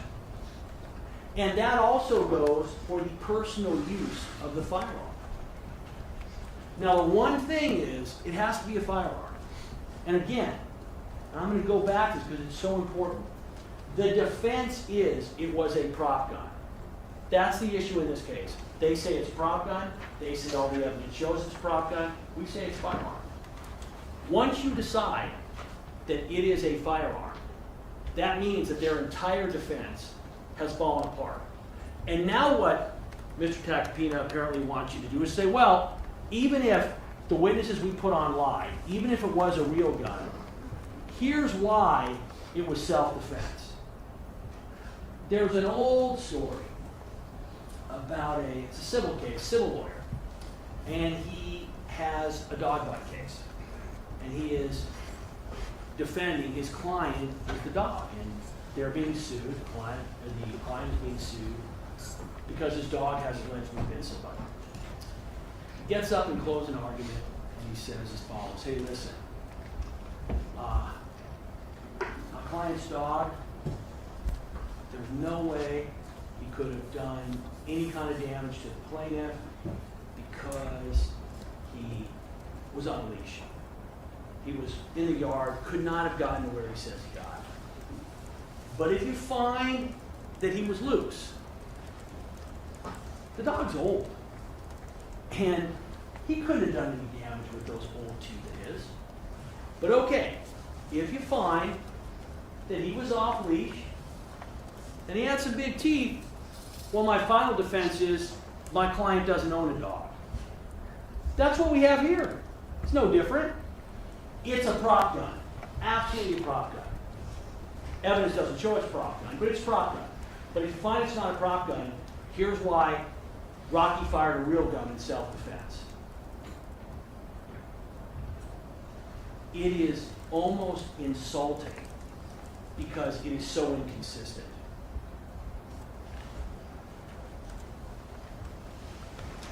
So when a defendant equips and positions himself to carry out a battery, he has the present ability required, even if some steps remain to be taken. This is basically saying once he's taken that gun out and he's committed the assault, when that gun comes out, at that point in time, the assault's done. So this is the 3470, the right to self-defense. And this is really important because remember, it only applies if it is a real gun and not a prop gun.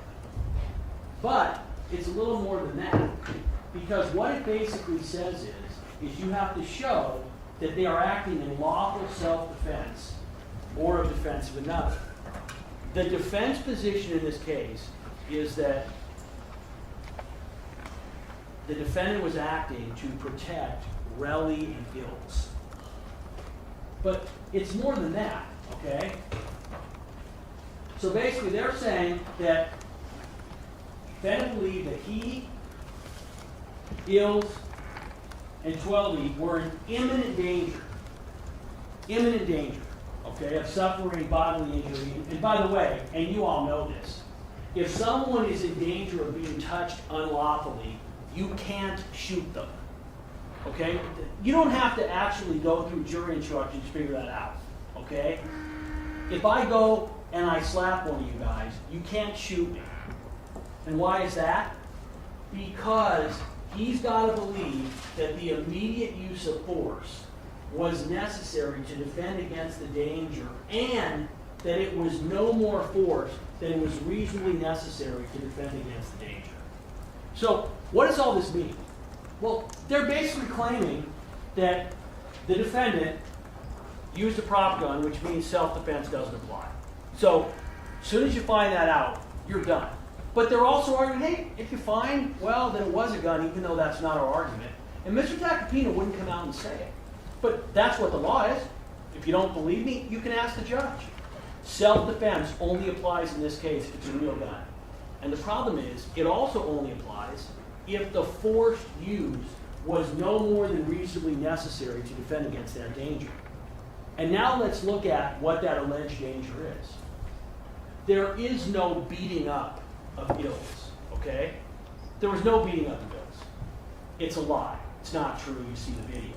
But even if somehow you wanted to argue it, and you know it's a lie, because you can see that the gun, you can't see what the item is. So let's be clear. You can see Rocky pulling something out. You can't tell what it is, but you can then see that what he takes, he ends up putting out in front of him and aiming and shooting. That is what prompts Relly to grab Ills. They say, well, he had to use, I guess, and Mr. Tech can never argue this. He can't because it's inconsistent with his theory. But the theory would have to be that Rocky ended up firing the gun at at Relly, because Ills was in imminent danger. What imminent danger? He's got no injury. It's made up. The defense is created. Didn't happen. Very important. Belief in future harm is not sufficient. So even if you somehow believe that Relly was going to cause future harm, it doesn't work. He has to have believed at the time that there was imminent danger of bodily injury. Imminent danger of bodily injury. Okay? That's what you need. It has to be reasonable, and he has to act because of that belief. You don't have it, ladies and gentlemen. That's why the defense didn't really argue it, because they are riding the boat. Their position is the dog was off the leash. Sorry, the dog was on the leash. Not that the dog had no teeth, and not that the guy didn't own the dog. But in the end, that's what their argument requires. You have to believe inconsistent defenses. It just doesn't work. Now again, the slightest touching, we're not talking about the slightest touching. They're basically saying that In the first incident, they're trying to argue that Relly is the aggressor when the facts in the video don't show it. Even if he grabbed his arm, no one says he has a weapon. You cannot pull a gun on somebody who doesn't have a weapon, who's not physically hurting you. You can't threaten him with a firearm. I mean, I don't have to explain that to you all. You understand that. You can't do it. It doesn't work. So we have the burden of proving that beyond a reasonable doubt. However, again, it doesn't come into existence until you find that it was a real gun. And once you find it's a real gun, it means their entire defense was fabricated. It wasn't true. Automatically. There's no way that it could be a real gun and the defense was not fabricated. Those are impossible. Those are mutually inconsistent possibilities. And when I say possibilities, meaning alternatives. So, a person who starts a fight has a right to self-defense. Relly did not start this fight. The defendant started this fight. And he has to actually, in good faith, he's got to try to stop fighting, which he doesn't. He's the aggressor. Both incidents. And in no way is element 2 satisfied either. So you can play games debating how a self-defense claim that the defense is not even relying on doesn't apply to the case. But you know that. Their defense is, no question, it's prop gun. A person also cannot claim self-defense if they are the one that provokes a fight or quarrel with the intent to create an excuse to use force. And that's what happened here. Relly didn't even use any force. Basically, the defendant assaults him with a firearm because he's mad at him. Shoots at him again because either Relly said something or he's still angry. So, in the end, the statements, Terrell gave a lot of statements in this case.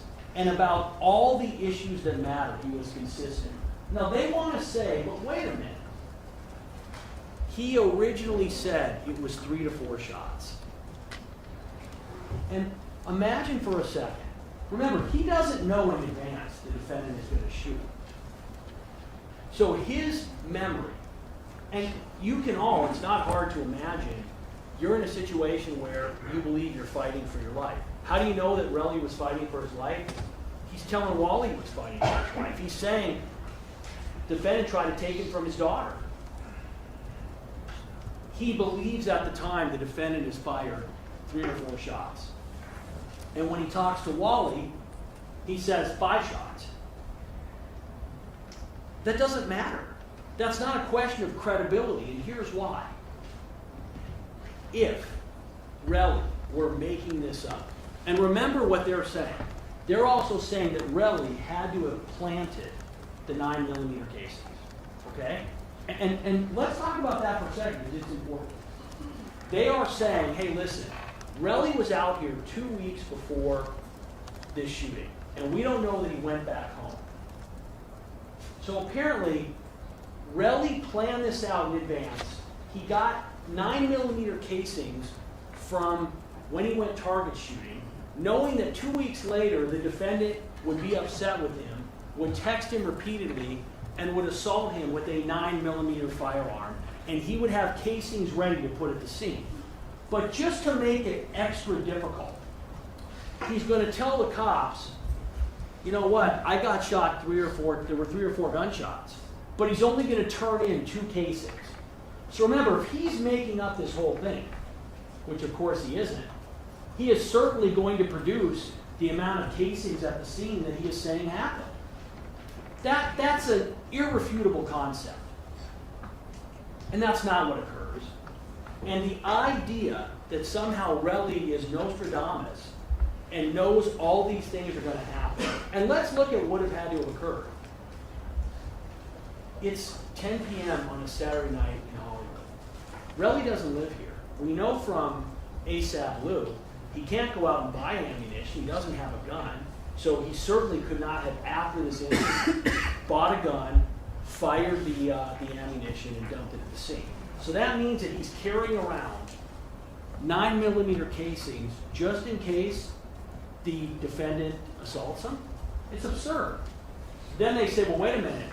You know that it's made up because look at the magazine that's found at the defendant's house. And now we go back to ASAP Lou. Listen, ASAP Lou, Proslemek, he really covered it pretty accurately. He's the Swiss Army knife of assistants, advisors, security stuff. You need a personal assistant, lose your guy. You need someone to give you advice on security, lose your guy. You need someone to come over to stay for a search warrant, lose your guy. You need someone to help you get a prop gun, lose your guy. You need someone to get rid of that prop gun after an incident where that prop gun will prove you to be innocent, lose your guy. Lou's version of what happened is nearly impossible. What is that version? And this is really important because remember, we didn't find out about it at the time. So here's what we know. The evidence in this case that you have, and I confronted the witnesses, is that 12E testified that what he told the defense, what was in the statement we were given, was that the defendant decided to carry a prop gun because he had been the victim of home invasions and violence. Let's just look at that for a moment. Nothing about any particular incidents. And then he gets on the stand and he starts testifying about all these incidents, but he says, oh, well, I told them. I told them about it. I think I told them. I guess I don't know. These alleged incidents of prior violence. And supposedly there's a security person. Just think about this for a moment. 12E testifies that the defendant and he were stabbed at a club with a knife. That there's been a crazy stalker inside the defendant's house. That he's been the victim of other violence. And we're to believe that a security consultant said, hey, you know what you should do? You should carry a fake gun. Because individuals who are going to, and by the way, a home invasion, defense counsel, wait a minute, it's different when you're at your home. That's what 12E said. Those were his words, home invasions and violence. Someone comes in your home. How is a prop gun going to help you? How is a prop gun going to help you against anybody? As soon as you pull a prop gun on somebody, they are going to believe that that prop gun is real.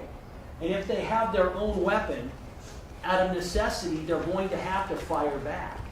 It's not just bad advice, it's complete insanity and it's made up. But the situation here is even worse.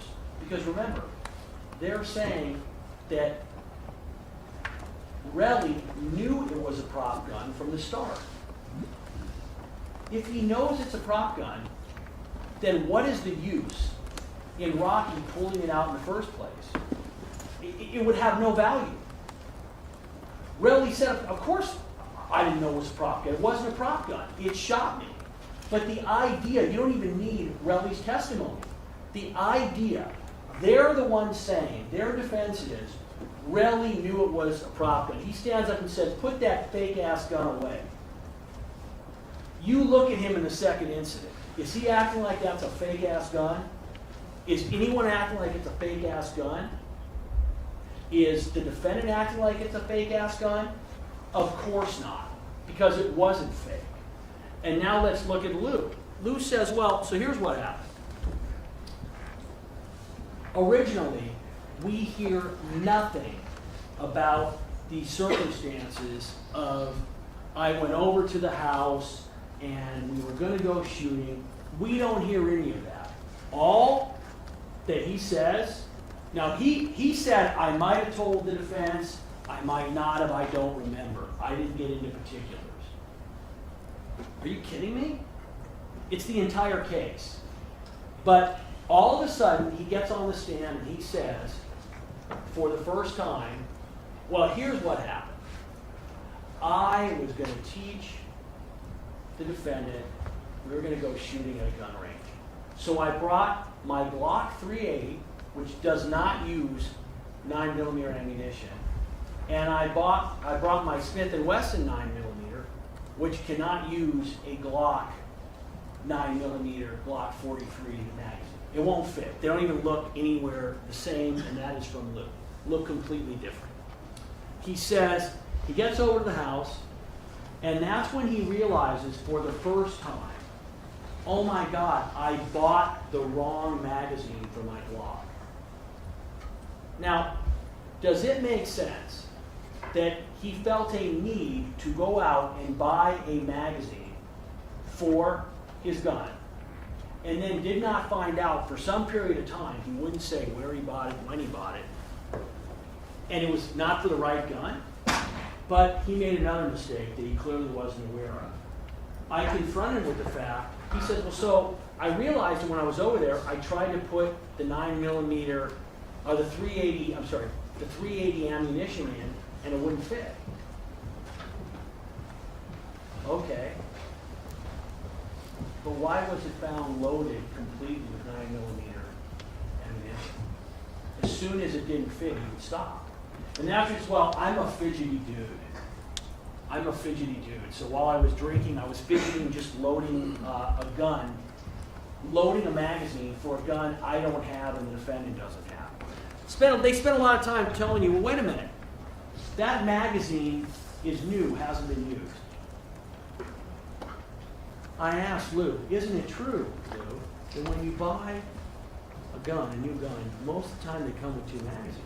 Well, I don't know. I usually only buy 1. Well, it's interesting because he clearly went out and bought a second magazine for the 380, so not quite understanding what that means. But what is very clear, ladies and gentlemen, is here's what happened. Lou doesn't own a Glock 43. He's never had one registered, so he has no reason to have a magazine for a gun he doesn't own. The defendant doesn't have a Glock 43 magazine. He has no reason to have a Glock 43 magazine for a gun he doesn't own. However, there is evidence that suggests that the gun that was used in this crime was a Glock 43. It doesn't have to be, but it is consistent with the evidence. And what is clear is that the defendant got rid of the gun after the incident. Now, he says the gun he got rid of was a prop gun. That's not what the evidence shows. He got rid of that 9mm, the magazine that went with it. But he clearly forgot that in his closet was a second magazine for that gun. A magazine that clearly was not being used in that gun and very well might have been new because he was using the magazine that was in the gun when it was fired at Raleigh. So Lou's version is completely impeached, but it's even worse than that.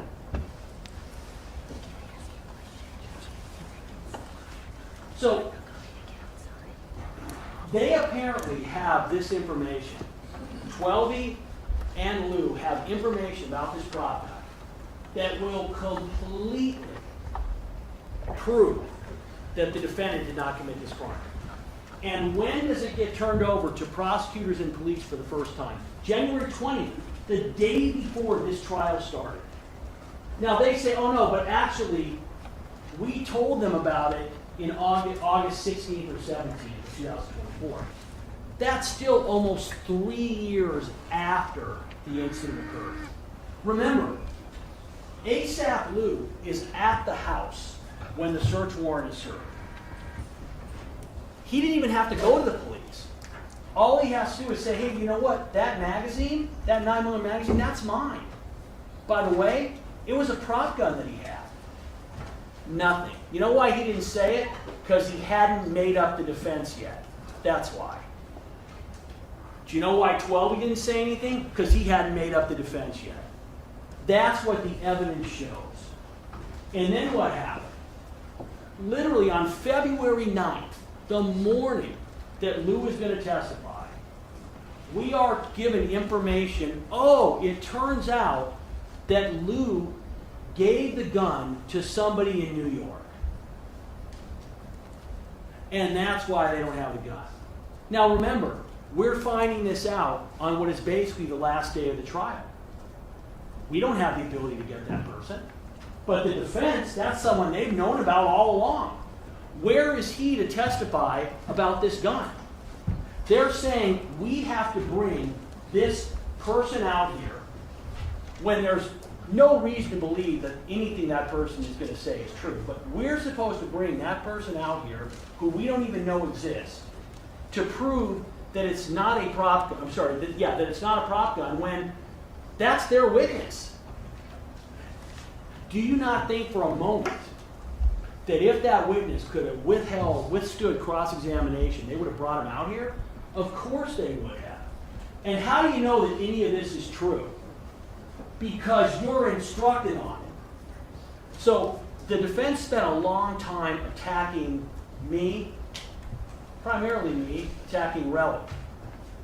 Where is the instruction about evidence that I ended up fabricating? It says if the defendant tried to hide evidence or discourage someone from testifying against him, that conduct may show that he was aware of his guilt. What does that mean? That instruction is because the defendant, by his own, meaning the defense admission, through their witnesses, is that the defendant got rid of the prop gun, the piece of evidence that would demonstrate that he's innocent of these charges, that he got rid of that gun after the incident. The judge isn't going to give that instruction unless that instruction is something you can consider. Not going to do it. What does it say? If the defendant tried to hide evidence or discourage someone from testifying against him, that conduct may show that he was aware of his guilt. If you conclude that the defendant made such an attempt, it is up to you to decide its meaning and importance. However, evidence of such an attempt cannot prove guilt by itself. So in other words, just because the defendant got rid of the gun, that's not enough to prove to you by itself that the defendant is guilty of these crimes. But when you put it with everything else, it is a huge piece of evidence. If someone other than the defendant tried to create false evidence, provide false testimony, or conceal or destroy evidence, that conduct may show the defendant was aware of his guilt. But only if the defendant was present and knew about that conduct, or if not present, authorized the other person's actions. Circumstantially, the evidence suggests that ASAP Lou and Twelby and Wally are not doing this on their own. The evidence, the direct evidence from Wally is that he talked to the defendant immediately afterwards, their conversation. The idea that ASAP Lou and ASAP Twelby were not having repeated conversations about this incident strains any even idea of reality. You all know that's not true. Of course they talked about it. Obviously, it's a huge incident that occurred. So that is an instruction you were given. It doesn't say anything about Relly. There's no instruction like that for Relly in this case. Flight.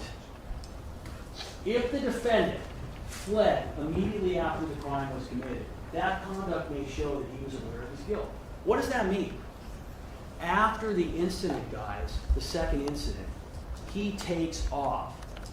If it is in fact, if it was simply a prop gun, why is he running? Why is Twelby running? Why are they getting out of there? Why are they getting rid of the gun? I mean, I'm trying to argue to you guys, why is the sky blue? And I hope that when you're listening to it, I hope you're all understanding this is not a complicated, complex case. In the end, the evidence in this case, almost all of it, it's not circumstantial. So the video is direct evidence. It's direct evidence of what happened. The testimony of the witnesses is direct evidence. Relly's statement on the call is direct evidence. The testimony, as incredible and unreliable as it is, of Wally, of Twelby, and of ASAP Lou is direct evidence. This is not a circumstantial evidence case. About the only circumstantial evidence in this case that you have that matters is circumstantially we have to prove that the defendant pointed the gun at Relly in the first incident because we don't have it on video. But we've got his gun being pulled out, we have his gun in front of him, and we have Relly in that position. We have him fighting with Relly right before and fighting with him right after. So the only reasonable interpretation of that circumstantial evidence is what you're seeing. Defendant's failure to call logical witnesses. This is really important. I've mentioned this before. Every argument that the defense made, the defense, and again, I'm not blaming Mr. Tacopina. The witnesses got up here and lied. Mr. Tacopina gets a statement from the witnesses. The witnesses say what they're going to say. He calls them. Mr. Tacopina does not vouch for his witnesses, meaning, just as we don't, we call witnesses, and those witnesses testify, and you evaluate them. However, it is certainly legitimate that all these individuals that the defense is saying, why didn't the people call them? Those are witnesses that they are saying we have to introduce to disprove their fabricated defense, which we don't have the ability to do because they control that evidence and information. They've got the prop gun. We don't. They have these witnesses they don't tell us about. We don't. We have proven that this was not a prop gun in every way that we can. It defies common sense, it defies logic, and it defies all the other evidence that you give. Now listen, I'm not blaming the defense for what they've come up with. When life gives you lemons, you make lemonade. Okay? That's what they've tried to do. They have tried to take a case, and they got bad luck. Imagine, guys, for a second, if we didn't have those video cameras. Imagine what the defense would be. Well, you can't show anything happening. This is all made up. You got nothing. But we have the video. We have the gunshots. That's bad luck for the defendant. And again, that's the situation he made. That's his luck. Now, one of the things that's going to happen is you're going to go back there. And we talked a little bit about this before. Let's assume that somebody, when you go back there, starts saying, what if, isn't it possible that, could this have happened? You are not allowed to speculate outside the evidence. That also goes for things like, well, gosh, what if Rocky gets prison on this case? I don't want to go to prison. If any one of you feel that yourselves, you need to let the court know, I can't serve as a juror on this case. That's okay. Some of you during voir dire at points said, I don't know about certain things. And if you remember, the judge told different jurors, hey, listen, if at any point in time you cannot live up to your oath, let the judge know. If one of the rest of you decide, I'll give you an example. Let's say someone goes back there and they say, you know what, I really dislike DDA Lewin. I don't like him. I didn't like him when I saw him.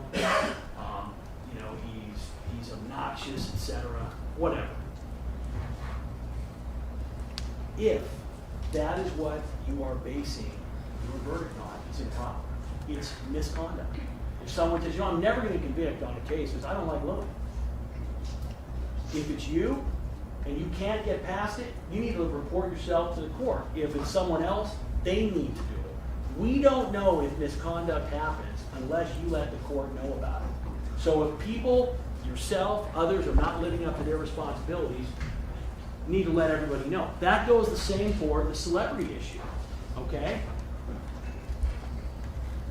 The defendant should not be convicted because he's a celebrity.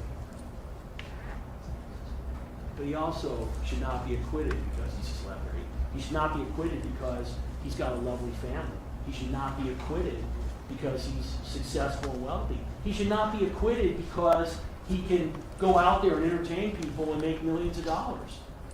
Those are factors I'm not just recommending, you're not allowed to consider those factors. All you're doing is you're going to weigh the evidence in this case, and you're going to come to your decision. Reasonable doubt in this case. So, proof beyond a reasonable doubt is proof that leaves you with an abiding conviction that the charge is true. The evidence need not eliminate all possible doubt, because everything in life is open to some possible or imaginary doubt. What does that mean? Well, it simply means that you're going back and you're going to look and you're going to say to yourselves, okay, here's the case that people presented. The people have presented evidence that the defendant used a real gun. Have we proven that it was a real gun? Not just from our case, but from the evidence that the defense put on as well. They've argued this is a prop gun. And when anybody goes back there and says, well, wait a minute, I don't like Relly, I don't find Relly credible. The problem is, what do you need to find Relly credible about? The the evidence is they're admitting it's him. They're admitting it's a gun. They're admitting he fired it. They're admitting that's him at both locations. The only thing that they are really disputing is they're disputing that Rocky ever put the gun up to him in the first incident, which, by the way, once he pulls it out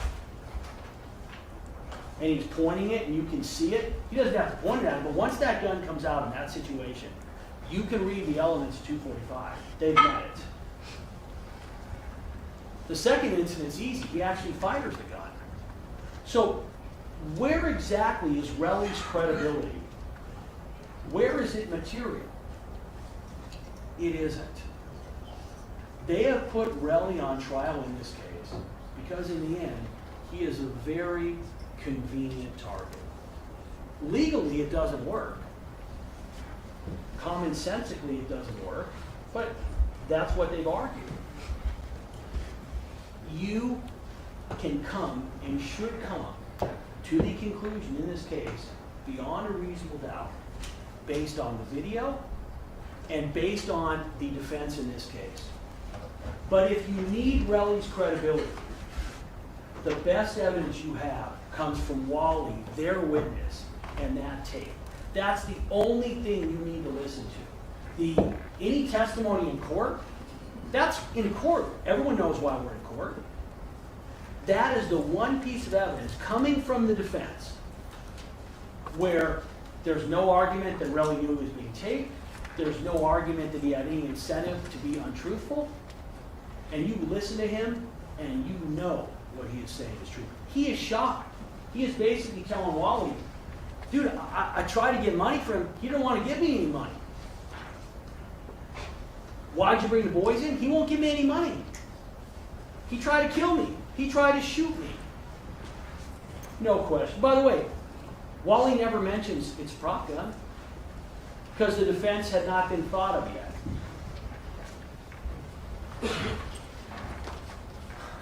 We started off in this case very early on. We started off with the situation with Boomer. And Boomer is a very important illustration of the difference between what's reasonable and what's possible. And as you remember,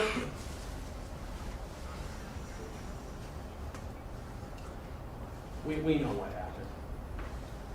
We know that the evidence demonstrated that Boomer was the one that got into the trash. And the evidence has demonstrated in this case, beyond any reasonable doubt whatsoever, that the defendant, Rakim Mayers, that on November 6th, 2021, that he committed these crimes. I'm going to end with this. We've done our job in this case. We have. We've put on more than enough evidence through our case, through the cross-examination of witnesses. We've done our job. I'm going to ask you all to do yours, whether you want to convict the defendant or not, based on the evidence. That's what you're compelled to do. Because we can't have individuals, you can't have it, deciding that because they're angry, or they're upset, or they've been disrespected, that they're going to be allowed to go out and shoot at people on the street on a busy Saturday night. We cannot have it. As you go back there, and I'm going to say this again, the first thing that I would ask you to do is to decide, was this a prop gun or not? And if you decide it is a prop gun, for those of you who do, you're going to have to get past all of the nonsensical evidence in this case. You need to ask yourselves, are you following the evidence? Are you following your head, or are you following your heart for whatever reason? Once you do that, the case is over, because that means the defense is fabricated. That means it was a real gun. That means you can't believe anything that was said by any of their witnesses. And that means that in the end, the defendant used a real firearm and committed these crimes. Again, as defense counsel stated, I want to thank you all for your time and for your attention. And I too want to thank Judge Arnold. It's not been an easy case. And I want to ask, to the best of your ability, when you go back there, you pretend that he's not ASAP Rocky. You pretend that he's just a guy named Rakim Mayers. And you treat him the way you would treat anybody else who was accused of these crimes with this evidence. And when you return a guilty verdict, that is not on you. That's on him, because that is what the evidence has demonstrated. Do not let anybody tell you that you own his conduct. He owns it. On November 6th, he made a very foolish decision, an illegal decision, a criminal decision, a decision that could have hurt individuals far worse than what happened. And it's your job and your responsibility to hold him accountable. Because if we're not going to hold privileged people accountable, who are we going to ever hold accountable? Again, thank you for your time and attention. All right, we need to